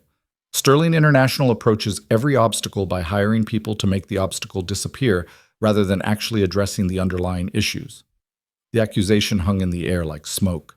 I could see Celeste's jaw tighten, could see her preparing to defend Sterling's record, to argue that Renata was being unfair. "She's right," I said quietly. Both women turned to stare at me. "Sterling's entire operational model is built on finding the path of least resistance," I continued. "Hire consultants who will provide favorable assessments, structure contracts to minimize liability, move fast, and deal with consequences later. It works in America where regulations are suggestions and money can smooth most obstacles. But Brazil isn't America. You can't buy your way through environmental regulations here." Celeste looked like I'd slapped her. "So what do you suggest?" "We pull the environmental assessments. All of them. We bring in independent Brazilian environmental scientists, people Renata trusts, people who have no financial stake in approving this merger. We let them conduct genuine assessments with the authority to kill the deal if it doesn't meet standards. We build environmental protection into the partnership structure, not as compliance minimums, but as shared commitments." "That could take months," Celeste protested. "The board expects this deal closed by next quarter. Our investors are already positioned for the merger. Delaying could cost us—" "Could cost you what?" Renata interrupted, her voice deadly quiet. "Money? Market position? Investor confidence? Because it could cost Brazil clean water. It could cost my country environmental damage that takes decades to repair. It could cost communities, poor communities, the kind I come from, their health and their land so that American shareholders can see better quarterly returns." Celeste went very still. "That's not what I meant, isn't it? Because that's exactly what your father would have meant. That's exactly the calculation American companies make constantly. Other people's environmental damage versus our financial profit. You said you wanted to unlearn poison. Here's your chance. Choose what matters more, your timeline or doing this right." The room crackled with tension. Outside the windows, Sao Paulo sprawled in all its complicated beauty. Millions of people living lives that would never touch this conference room, never know whether this deal succeeded or failed, never see the consequences of decisions made in air-conditioned spaces by people who'd never have to live with the environmental fallout. Celeste pulled out her phone. Dialed. Adrian, we're delaying the merger timeline. Cancel the board presentation. Tell the investors we're conducting additional environmental due diligence, and we won't proceed until we're certain the partnership meets Brazilian environmental standards. Not minimum compliance, actual protection standards. She paused, listening to whatever objection Adrian was making. I don't care what Graham says. I don't care what the board thinks. We're doing this right, or we're not doing it at all. She hung up and looked at Renata. I'll need your recommendations for environmental scientists. People you trust. People who'll tell us the truth, even if the truth kills the deal. Renata's expression softened slightly. That's a good start. But Celeste, and I'm using your first name now because we're past formalities, you need to understand something. This isn't just about environmental assessments. This is about whether Sterling International is capable of genuine partnership or whether you're just very good at adapting your exploitation strategies to sound progressive. How do I prove the difference? You don't. Not yet. You show me through actions over time, through choices that cost you something when you could have chosen profit instead, through building structures that protect people who aren't in this room and never will be. Renata stood. We'll reconvene tomorrow at 10 a.m. I'll have my environmental team present. You'll have independent assessment protocols ready for review, and we'll start building a partnership that's actually worthy of the name, or we'll end this now before we waste more time on beautiful promises and ugly realities. She left without another word, Lucia following behind her, leaving Celeste and me alone in the conference room with Sao Paulo sprawling below us and the wreckage of our timeline scattered across the table. Celeste sat down heavily. I just delayed $1 billion merger and pissed off every investor Sterling International has. You chose environmental protection over profit optimization, I corrected. You chose genuine partnership over expedient timelines.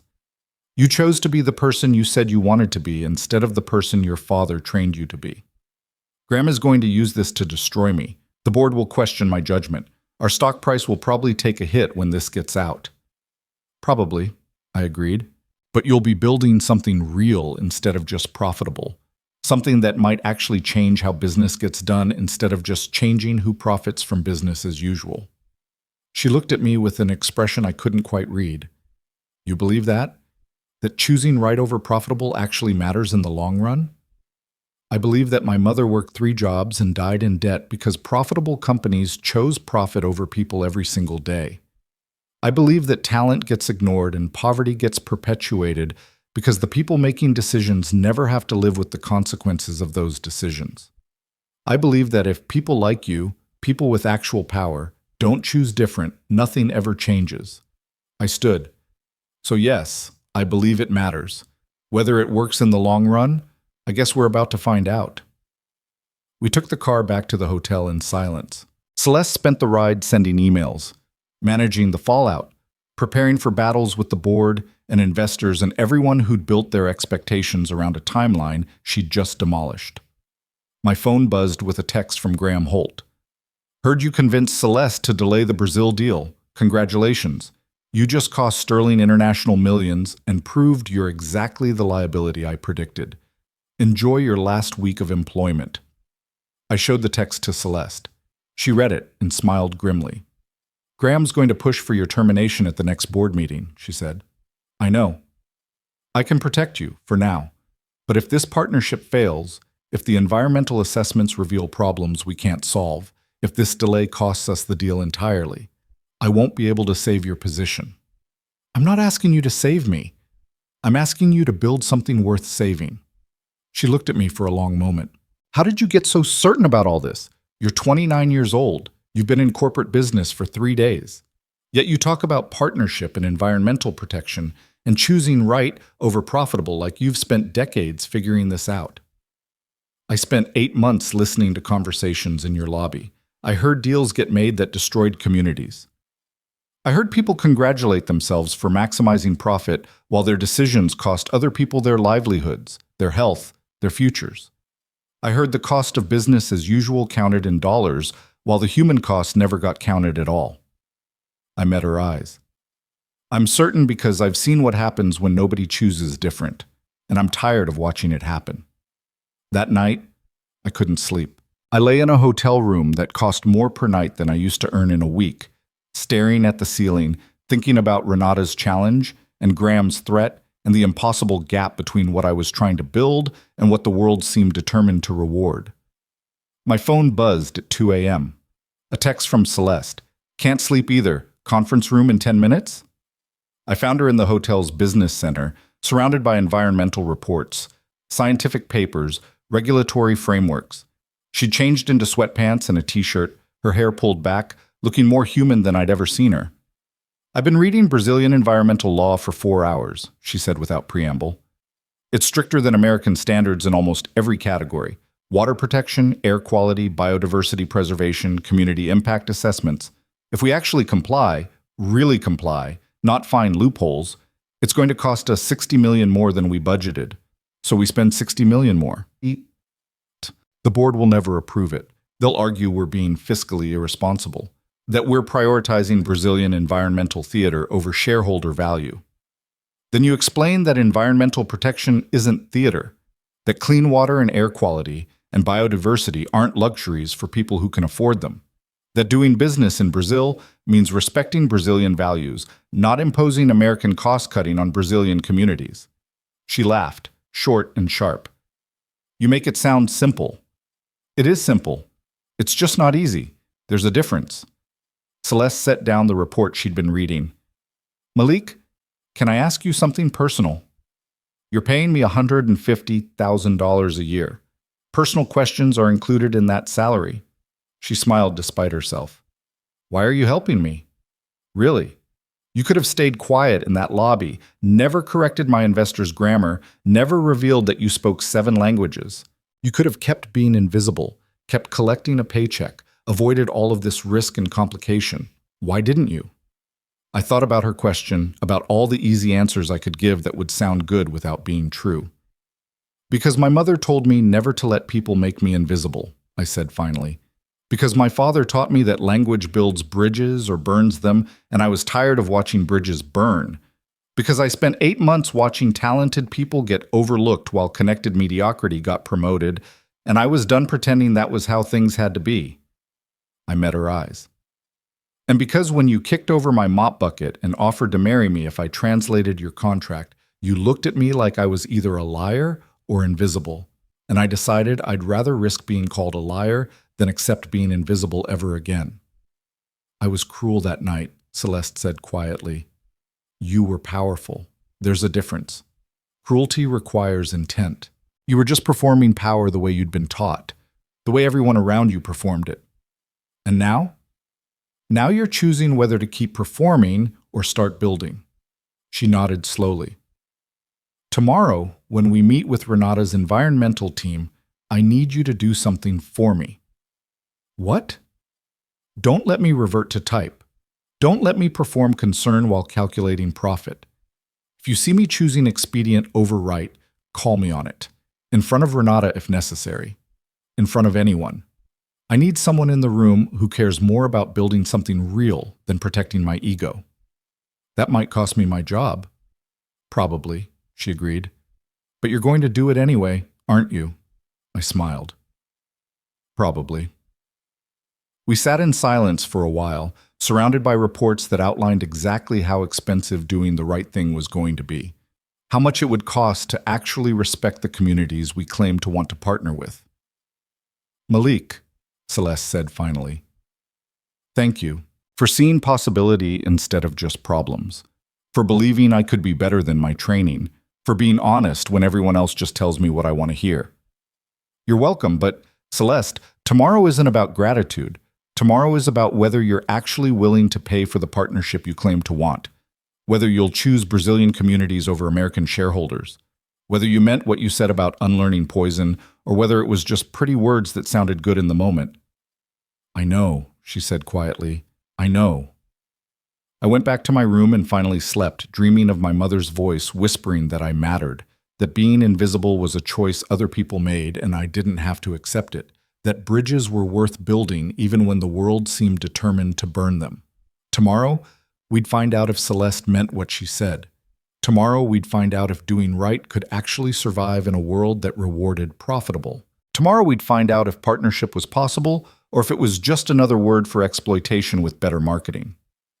I woke at 8 a.m. to sunlight streaming through the windows and Sao Paulo humming with its complicated promise. Time to build some bridges, or watch them burn. Either way, I wouldn't be invisible. The environmental team arrived at Estrella Biotech at exactly 10 a.m., and they looked nothing like the polished consultant Sterling International usually hired. Dr. Helena Santos was 67, gray hair pulled into a practical bun, wearing field clothes that had seen actual field work. She'd spent 40 years studying Amazonian ecosystems and had personally blocked 3 major development projects for violating environmental protections. Dr. Rafael Torres was younger, maybe 40, with calloused hands and eyes that had seen poverty up close. He'd grown up in the favelas and earned his PhD, studying how industrial pollution disproportionately affected poor communities. The third member was Ana Ferreira, a water quality specialist who'd testified against multinational corporations in Brazilian courts and won. These were not people who would tell Celeste what she wanted to hear. Renata made introductions with a slight smile that suggested she knew exactly what she was doing. Dr. Santos, Dr. Torres, Ms. Ferreira, this is Celeste Vale from Sterling International and Malik Cross, their cross-cultural specialist. They've requested independent environmental assessments for the proposed merger with Estrella Biotech. Dr. Santos sat down and pulled out a worn tablet. We've reviewed Sterling International's preliminary environmental impact statements. They're inadequate in every meaningful category. Your water usage projections assume American conservation standards that don't exist in Brazilian law. Your waste disposal protocols reference facilities that aren't equipped to handle pharmaceutical byproducts at the volumes you're projecting. And your carbon footprint estimates conveniently ignore the supply chain emissions from raw materials sourced in the Amazon. Celeste didn't flinch. What would adequate look like? For 3 hours, the environmental team dismantled every assumption Sterling International had made. They showed satellite imagery of water sources that would be affected by the expanded pharmaceutical production. They presented data on communities downstream who depended on those water sources. They outlined the real costs of proper waste treatment, proper emissions controls, proper environmental protection. The number kept climbing. 60 million, 80 million. 100 million more than Sterling International had budgeted. I watched Celeste's face, waiting for the moment when profit calculation would override environmental commitment, waiting for her to start negotiating down the requirements, finding loopholes, reverting to the training her father had given her. Instead, she asked questions. Real questions, not rhetorical ones designed to undermine their conclusions. She wanted to understand the science, the community impact, the long-term consequences. She took notes. She listened. At 1 p.m., Dr. Torres pulled up photographs on the screen, children playing in a river, families washing clothes, fishermen pulling nets. This is the Ribeiro community. 2,000 people. Downstream from where your expanded facility would discharge treated wastewater. Your current treatment protocols would technically meet minimum legal standards, but minimum legal standards still mean increased pollutant levels, still mean health risks for children who play in that water, still mean economic damage to fishermen whose catch becomes contaminated. What would it cost to eliminate those risks entirely? Celeste asked. Not minimize. Eliminate. Dr. Torres exchanged glances with Dr. Santos. You're talking about implementing treatment systems beyond what Brazilian law requires. Advanced filtration, zero discharge protocols, continuous monitoring systems. That's not just expensive, it's operationally complex. I didn't ask about complexity, I asked about cost. 140 million, minimum, possibly more once we conduct full site assessments. The room went silent. I could see Renata watching Celeste carefully, evaluating whether this was theater or genuine commitment. Celeste pulled out her phone. Adrian, I need you to run numbers on environmental enhancement spending for the Brazil merger. 140 million added to the budget. Yes, I know that's significant. Yes, I know what the board will say. Run the numbers anyway and send them to me by end of day New York time. She hung up and looked at Dr. Torres. What else? By 5 p.m., we had a complete picture.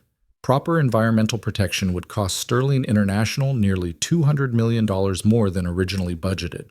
It would extend the merger timeline by at least 6 months. It would require operational changes that would reduce profit margins for years.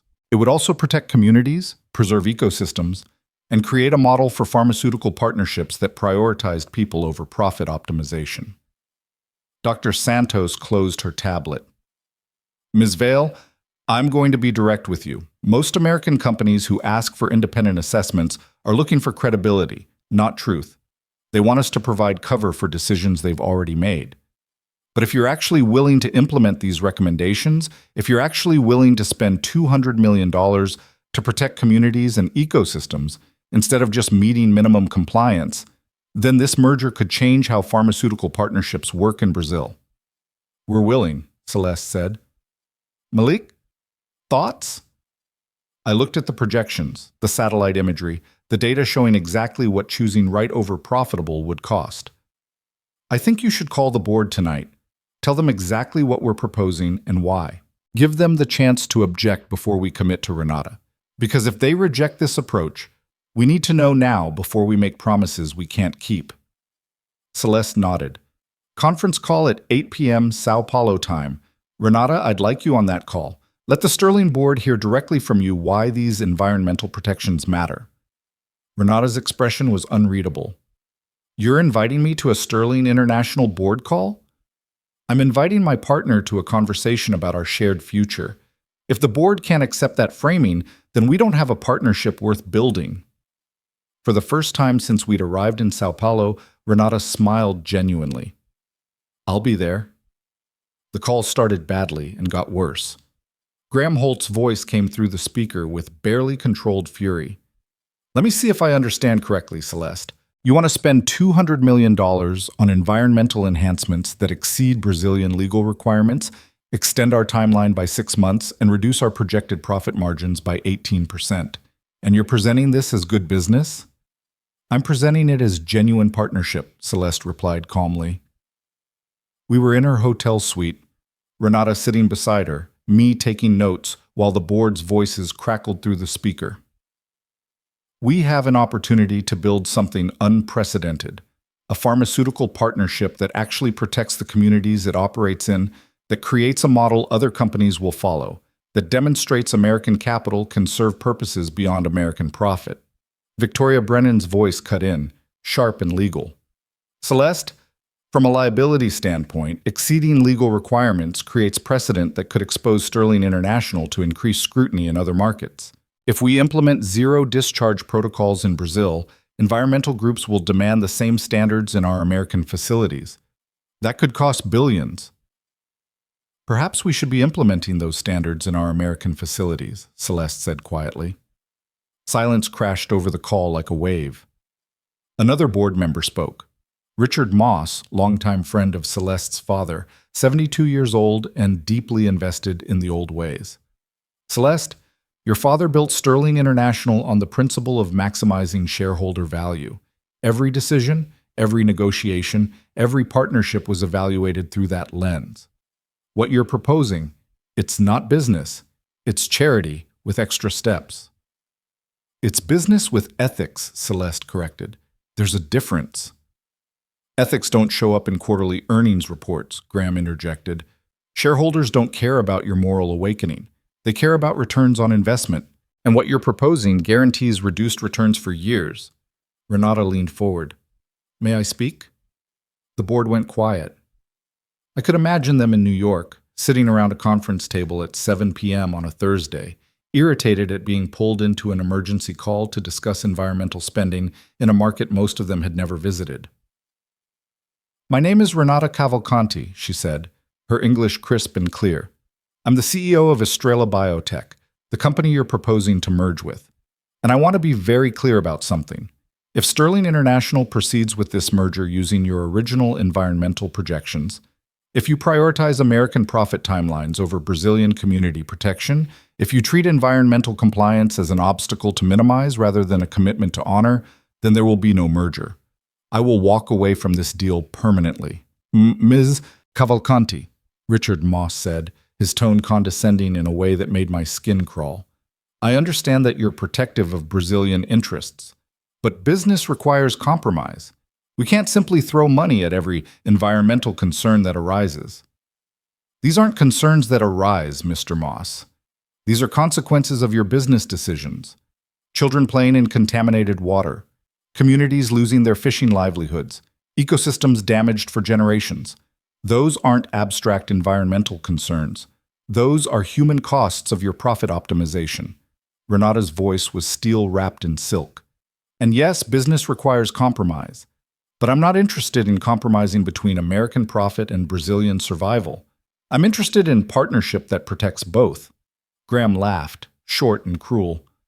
So we spend $200 million, extend our timeline, and reduce our margins, all to satisfy Brazilian environmental theater. And what do we get in return besides good press and reduced shareholder value? I couldn't stay quiet anymore. You get a partnership that lasts. You get a model that other companies will study and replicate. You get proof that American capital can serve purposes beyond extraction. You get communities that trust you instead of fight you. You get researchers who want to work with you instead of against you. You get a legacy that's about more than quarterly earnings. Who the hell is that? Graham demanded. That's Malik Cross, Celeste said, our cross-cultural language specialist. The man who saved us millions on the last 3 deals he's touched. The man who convinced Renata to take this call instead of walking away yesterday. The janitor? Graham said flatly. You're letting a janitor with 3 days of experience lecture the Sterling International Board on business strategy. I'm letting someone who understands what partnership actually means explain why your approach has been failing for years, Celeste corrected. Malik, continue. I took a breath. Sterling International has spent the last decade acquiring companies and extracting value. You've maximized profit by minimizing investment in the communities where you operate. And it's worked, financially.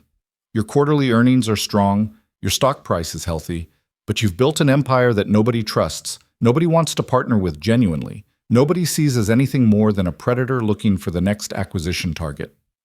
I stood up, pacing despite the fact that no one could see me.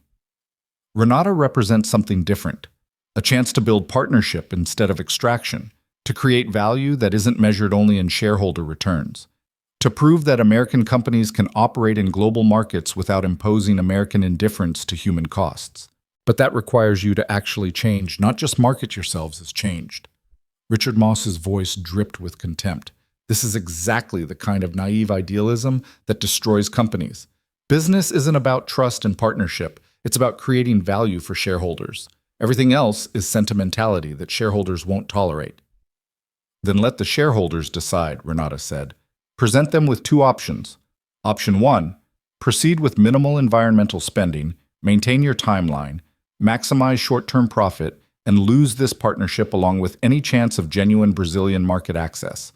Option 2, invest in real environmental protection, extend the timeline, reduce short-term margins, and build a partnership that creates sustainable long-term value. Let your shareholders choose what kind of company they want Sterling International to be. That's not how board governance works, Victoria Brennan objected. Maybe it should be, Celeste said quietly. Maybe we should stop making decisions in closed rooms and start being transparent about the choices we're making. Maybe our shareholders deserve to know that maximizing their quarterly returns costs other people their clean water, their health, their communities. Maybe they deserve to decide if that's acceptable. The call dissolved into argument. Board members talking over each other, objecting to Celeste's proposal, defending traditional business approaches, warning about shareholder lawsuits and stock price impacts and reputational damage. Finally, Adrian Knox's voice cut through the chaos. I move that we table this discussion until we have full financial analysis and legal review. Reconvene in 72 hours with complete projections and shareholder communication strategies.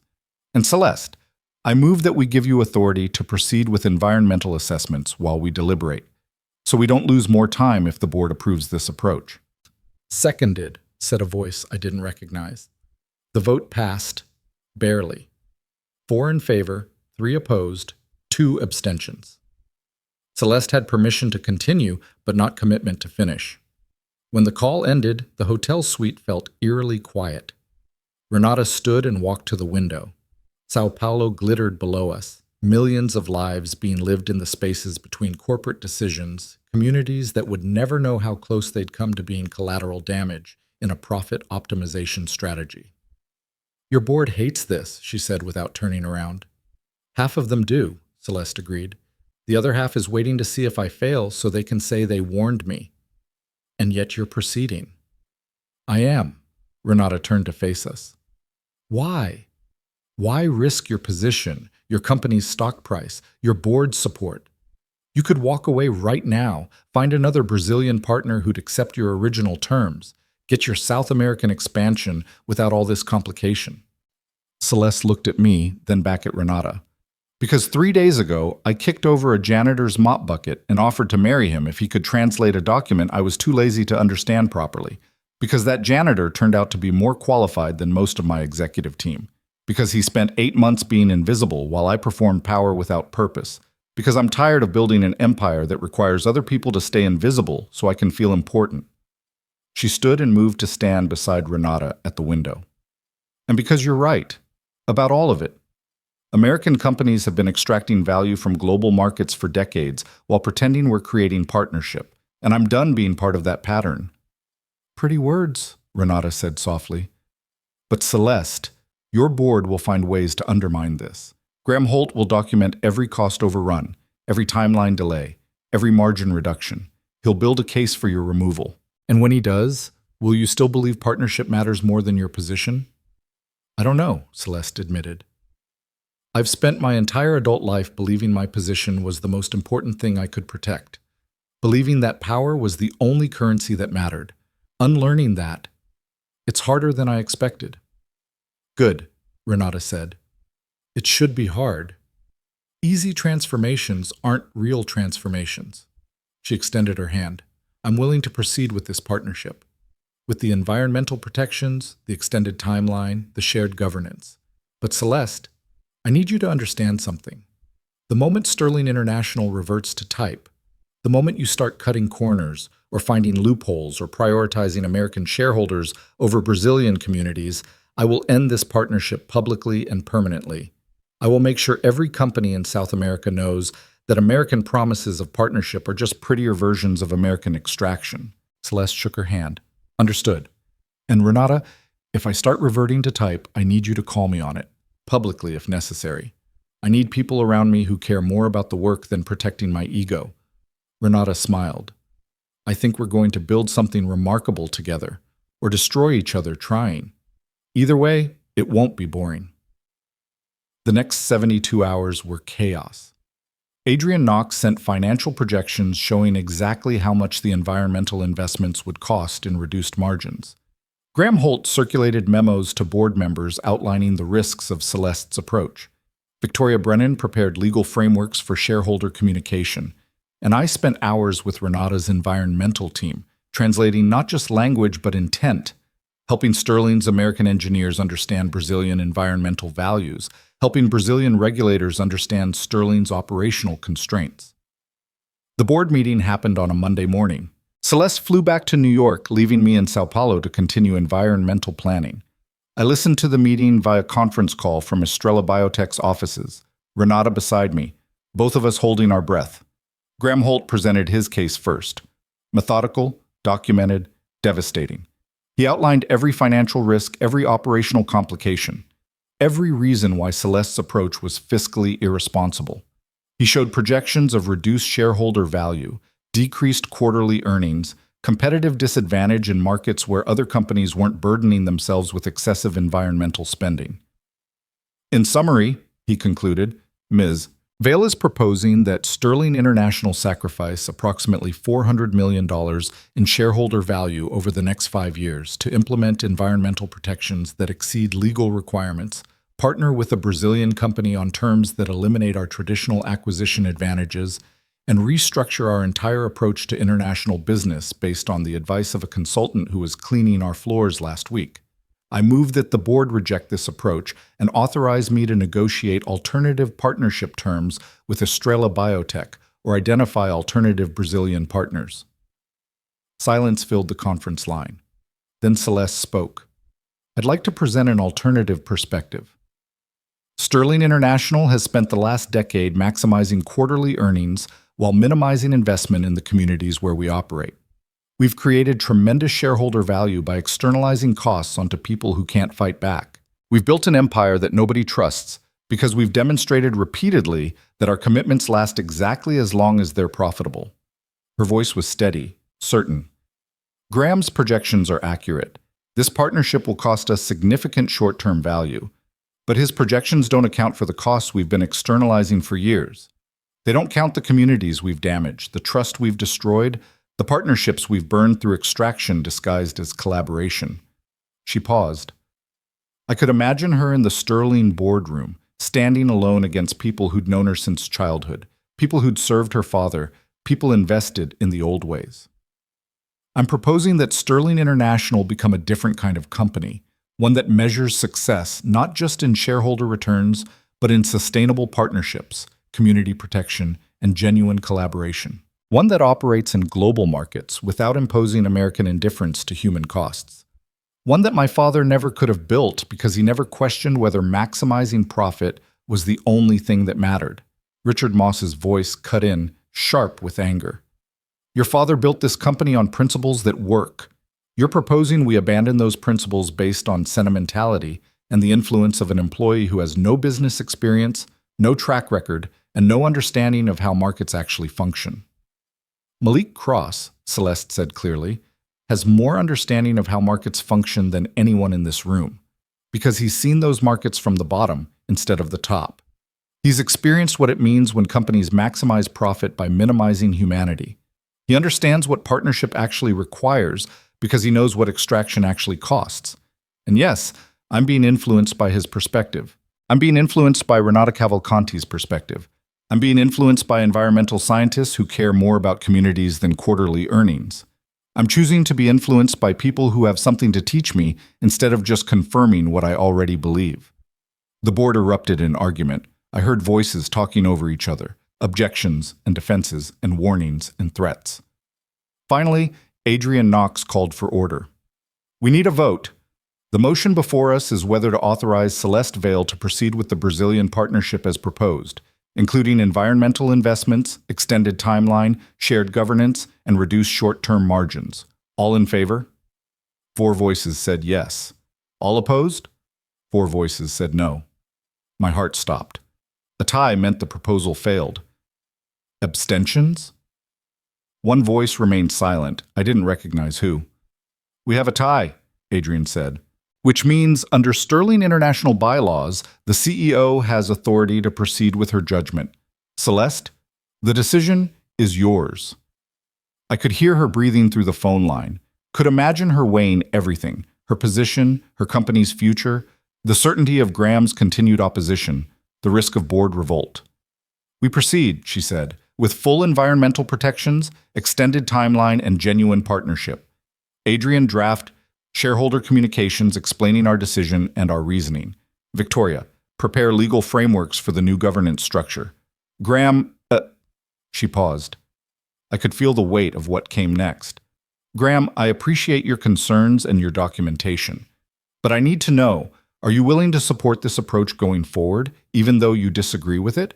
Or should we discuss transition plans for your role? The line went silent. I imagined Graham's face, red with fury, calculating his next move. I'll stay, he said finally, each word clipped and cold.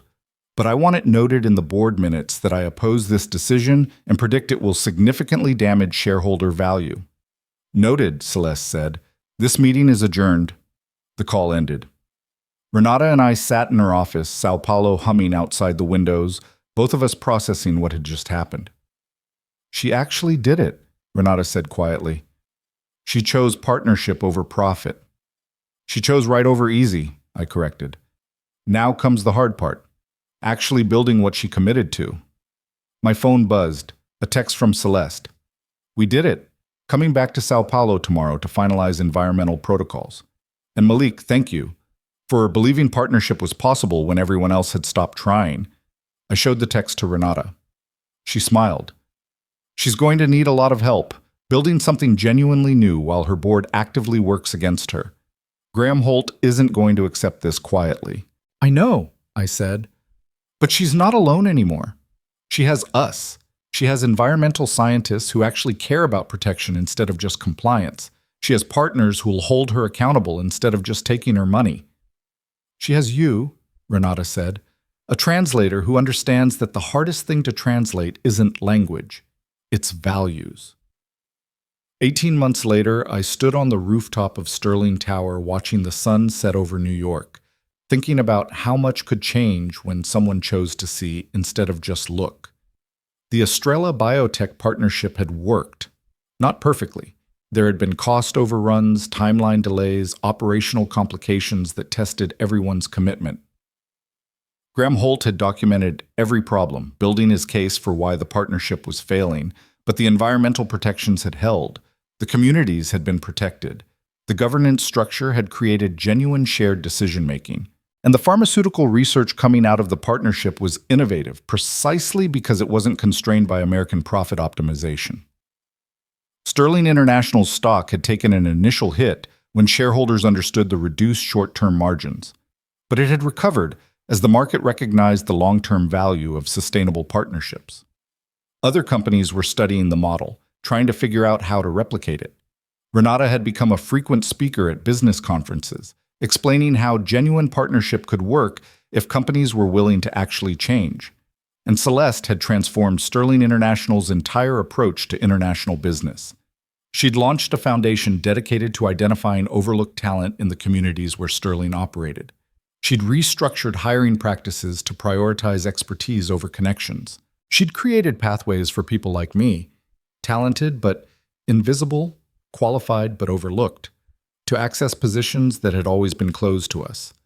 I heard footsteps behind me, turned to find Celeste approaching, wearing jeans and a sweater, her hair down, looking more relaxed than I'd ever seen her during working hours. You're hiding up here, she observed. I'm thinking up here. There's a difference. She stood beside me at the railing, looking out at the city spreading below us. Renata called today. She wants to expand the partnership into vaccine research. She thinks we could develop affordable vaccines for diseases that primarily affect poor communities in South America and Africa. What did you say? I said yes. Obviously. She smiled. Graham objected, said it was more charity disguised as business.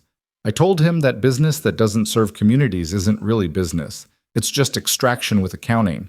He looked like he wanted to throw something at me. He's still building his case against you. I know. He's got 2 board members convinced I'm destroying shareholder value. He's preparing to push for my removal at next quarter's meeting. She didn't sound worried.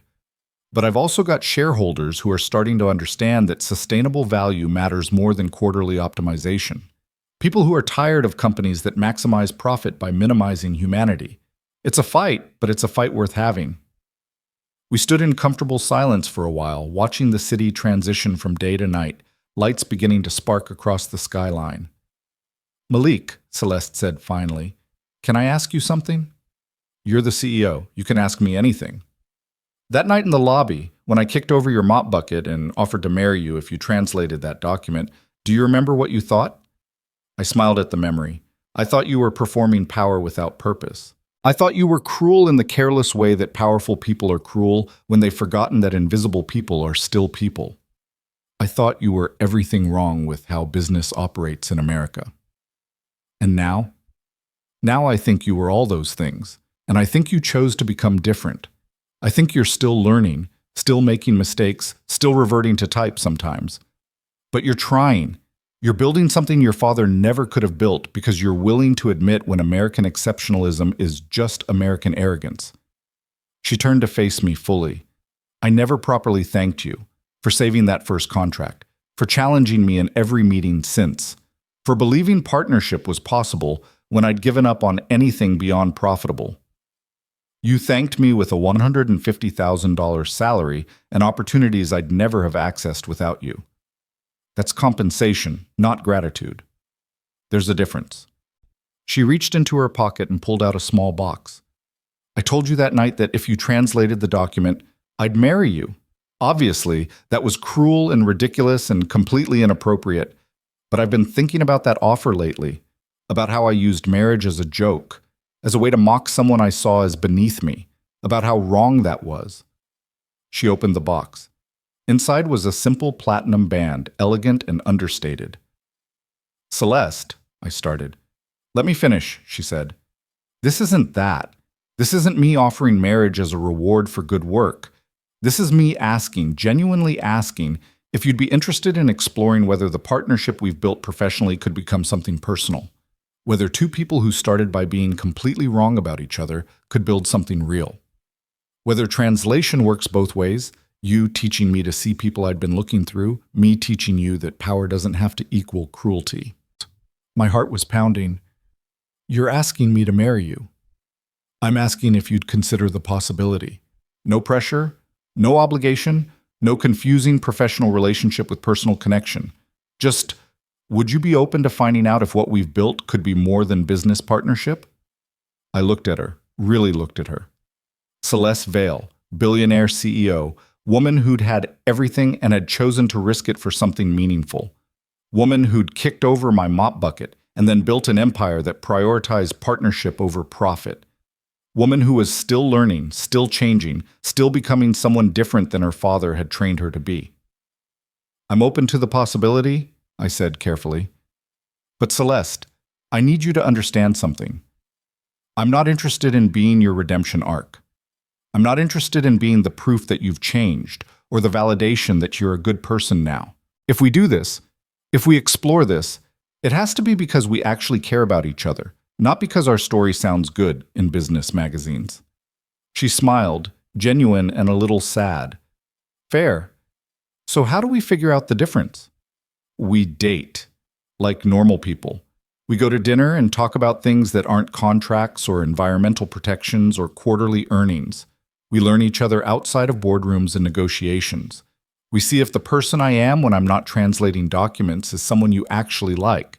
If the person you are when you're not performing CEO is someone I actually want to know. Dinner, she repeated. Normal people dating. I'm not sure I remember how to do that. Neither am I.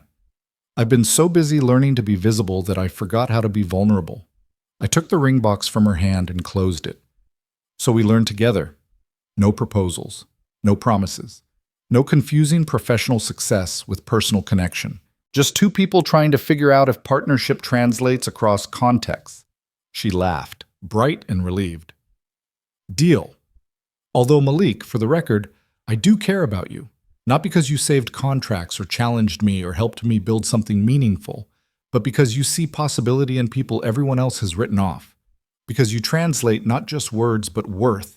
Because you refuse to stay invisible even when invisibility was safer. And I care about you, I said. Not because you're powerful or wealthy or capable of giving me opportunities I'd never access otherwise, but because you chose to change when changing was hard. Because you risk your position for principles instead of just talking about principles. Because you're becoming someone different than you were trained to be, and that's the hardest translation of all. We stood on the rooftop as the city lights multiplied below us. Two people who'd started as CEO and janitor and had become something neither of us had quite figured out yet. My phone buzzed, a text from Marcus. Dude, I just moved into our new apartment, 3 bedrooms, a kitchen that isn't also the living room, heat that works. This is insane. Thank you doesn't even begin to cover it. I'd kept my promise. Marcus was finishing his GED with a tutor I'd hired. He'd been accepted to community college for next semester. He was building a future instead of just surviving present circumstances. Another text came through, this one from Renata. Malik, I need your help. We have a partnership opportunity in Kenya. Medical research collaboration. Americans involved are treating it like an acquisition. Can you fly to Nairobi next week and translate some cultural competence into them? I showed both texts to Celeste.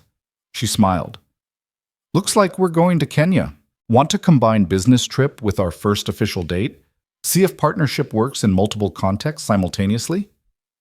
That sounds either brilliant or disastrous. Welcome to my entire approach to business and life. She reached for my hand. Malik, one more thing. That night in the lobby, I didn't just kick over your mop bucket. I kicked over the possibility that someone like you could matter in my world. I kicked over the idea that expertise could exist in places I wasn't looking. I kicked over the very concept that invisible people were actually just people I'd chosen not to see. She squeezed my hand. Thank you for not staying down. Thank you for forcing me to see. Thank you for translating worth when everyone else was only translating words. You're welcome, I said quietly. And Celeste, thank you for actually looking, for changing when changing cost you something, for building bridges instead of just burning them. We stood together watching New York transform from day to night, two people who'd started in impossible places and had built something neither of us could have built alone. The thing about translation is that it works both ways. I translated contracts and cultural contexts and environmental values and corporate commitments. But the hardest translation, the one that actually changed everything, was translating my own worth to someone who'd been trained not to see it. And Celeste translating herself from CEO, who performed power, into human, who chose partnership. My phone buzzed again. Another text from Renata. Also, we're launching a talent development program in the favelas, looking for people like you used to be, brilliant but invisible, qualified but overlooked. Need someone to run it. Interested? I showed Celeste the message. How would you feel about your cross-cultural specialist spending half his time in Sao Paulo building pathways for people who got left behind? I'd feel like you're doing exactly what you're supposed to be doing, translating possibility into reality. She leaned her head on my shoulder. Build it. Build all of it. Build the programs and the pathways and the partnerships. Build the world you wish had existed when you needed it. I'll support it however I can. 6 months after that rooftop conversation, Celeste and I stood in a favela in Rio de Janeiro, watching 30 students graduate from a program that identified overlooked talent and connected them to opportunities in international business, environmental science, pharmaceutical research, and cross-cultural communication. Students who'd been invisible were walking across a makeshift stage to receive certificates that meant someone had finally seen them, finally believed their expertise mattered more than their zip code. Marcus was there too, having flown down on his spring break from community college, where he was studying business administration and dreaming of creating programs like this in American cities. Renata spoke at the graduation, talking about how she'd built Estrella Biotech by refusing to accept that Brazilian talent was inferior to American capital. Dr. Santos presented environmental research conducted by favela students that was being published in international journals. And Celeste announced a new initiative. Sterling International would be restructuring its hiring practices globally to prioritize expertise over connections, to create pathways for invisible talent in every market where they operated. She'd fought with the board for months to get approval. Graham Holt had resigned in protest, unable to accept that the company was becoming something different than what he'd always known. But enough board members had seen the value, not just financial value, but human value, to support the change. That night, Celeste and I walked along Copacabana Beach, watching waves crash against sand that had witnessed centuries of people fighting to be seen, to be valued, to matter. "This is working," she said quietly. "Not perfectly, not without complications. But it's working. We're actually building something that changes how business operates, instead of just maximizing profit." "It's working because you chose to build it," I replied. "Because you were willing to risk everything you'd inherited to create something your father never imagined." She stopped walking, turned to face me. "Malik Cross, former janitor, current cross-cultural specialist, permanent translator of worth and possibility, will you marry me? For real this time. Not as a joke or a reward or a redemption arc, but because I've spent 2 years learning who you are outside of boardrooms, and I want to spend the rest of my life continuing that translation. Because you make me better. Because partnership isn't just professional strategy, it's how I want to live my life." I looked at her standing on a beach in Rio, barefoot in the sand, hair blowing in the wind. The woman who'd kicked over my mop bucket and then rebuilt an empire to prove that invisible people had always been visible to anyone willing to actually look. "Yes," I said. Yes, I'll marry you. Not because you're a billionaire CEO who gave me opportunities, but because you're a human who chose to change, because you translate actions into values and values into structures that protect people instead of just profit. Because you're still learning, still becoming, still choosing difficult over easy when easy would be so much simpler. We kissed on that beach while Rio glittered around us. Two people who'd started in the most unequal possible circumstances and had built something that proved partnership was possible if people were willing to actually work for it. 3 years after that night in Sterling Tower's lobby, we got married on the rooftop where I'd once cleaned floors while powerful people made deals that ignored the communities those deals affected. The guest list included environmental scientists, favela students, former cleaning staff who were now working in professional roles, Renata and her team from Estrella Biotech, Marcus in a suit he'd bought with money from his first internship, and a few Sterling International board members who'd learned that profit and partnership weren't mutually exclusive. My father showed up. Uninvited, unexpected, carrying decades of absence and a simple message. I heard what you've built. I wanted to see if language really can change the world the way I always told you it could. We talked for hours that night. About translation and bridges and all the ways humans fail each other and occasionally find ways to succeed despite themselves. He couldn't undo his abandonment. I couldn't forgive decades in a single conversation. But we started, tentatively, carefully, to translate absence into something that might someday approach understanding. That was 5 years ago. Today I run a global network of talent development programs in 23 countries, identifying overlooked expertise and creating pathways to opportunity for people the system was designed to keep invisible. Celeste rebuilt Sterling International into a company that measures success not just in quarterly earnings, but in sustainable partnerships, community protection, and genuine collaboration. The stock price is lower than when her father ran the company. Shareholder value is reduced compared to pure profit optimization strategies. But the communities where Sterling operates trust the company. Partners choose Sterling because they know the partnership will be genuine. Researchers want to work with Sterling because they know their expertise will be valued regardless of their background. And a generation of young people who grew up invisible are entering professional fields with skills and opportunities that didn't exist before someone chose to see them. The thing about translation is that it never ends. Every day brings new contexts that need bridging, new misunderstandings that need clarifying, new worth that needs translating from invisible to visible. Every day I work with people who've been overlooked, helping them understand that their expertise matters, that their voices deserve to be heard, that invisibility was always a choice other people made and they never had to accept. And every day Celeste makes choices, some easy, some impossibly hard, to prioritize partnership over profit, community protection over quarterly optimization, long-term sustainability over short-term gains. She's not perfect. She still reverts to type sometimes, still makes decisions that prioritize Sterling's interests, still struggles with the gap between the leader she's becoming and the training her father gave her. But she keeps choosing, keeps trying, keeps translating power into purpose. We have a daughter now, Sophia, 3 years old, bilingual in English and Portuguese, growing up in a world where she'll never have to choose between expertise and opportunity, between being seen and being valued. She doesn't know yet that her mother used to kick over janitors' mop buckets or that her father used to clean the floors where billionaires made deals. She just knows that her parents worked to build bridges instead of burn them, that language matters, that every person deserves to be seen. Someday I'll tell her the whole story. About the night in Sterling Tower's lobby when everything changed, about Sao Paulo and environmental scientists and board meetings where people chose right over easy, about all the ways humans fail each other and occasionally find ways to succeed despite themselves. But for now, I just watch her play, surrounded by books in multiple languages, building towers out of blocks and knocking them down and building them again, learning that destruction and creation are both necessary, that everything worth building requires breaking old patterns and starting fresh. My phone buzzes.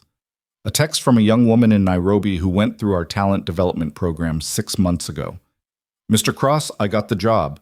Research position at the WHO. They said my expertise in community health outreach was exactly what they needed. Thank you for seeing me when everyone else looked through me. I show the text to Celeste. She smiles, The real smile. The one that's replaced the sharp, predatory grin she used to wear like armor. Another bridge built, she says. Another person seen, I correct. Same thing, she replies. In the end, it's all translation, words into meaning, expertise into opportunity, invisibility into worth, you into us. She's right, of course. In the end, everything is translation. And the hardest thing to translate, the thing that changes everything when you finally get it right, isn't language or contracts or environmental values or corporate commitments. It's worth. Translating worth from invisible to visible, from overlooked to essential, from dismissed to irreplaceable. That night in Sterling Tower's lobby, Celeste Vale offered to marry me if I could translate a document. I translated something better. I translated possibility. And that changed everything.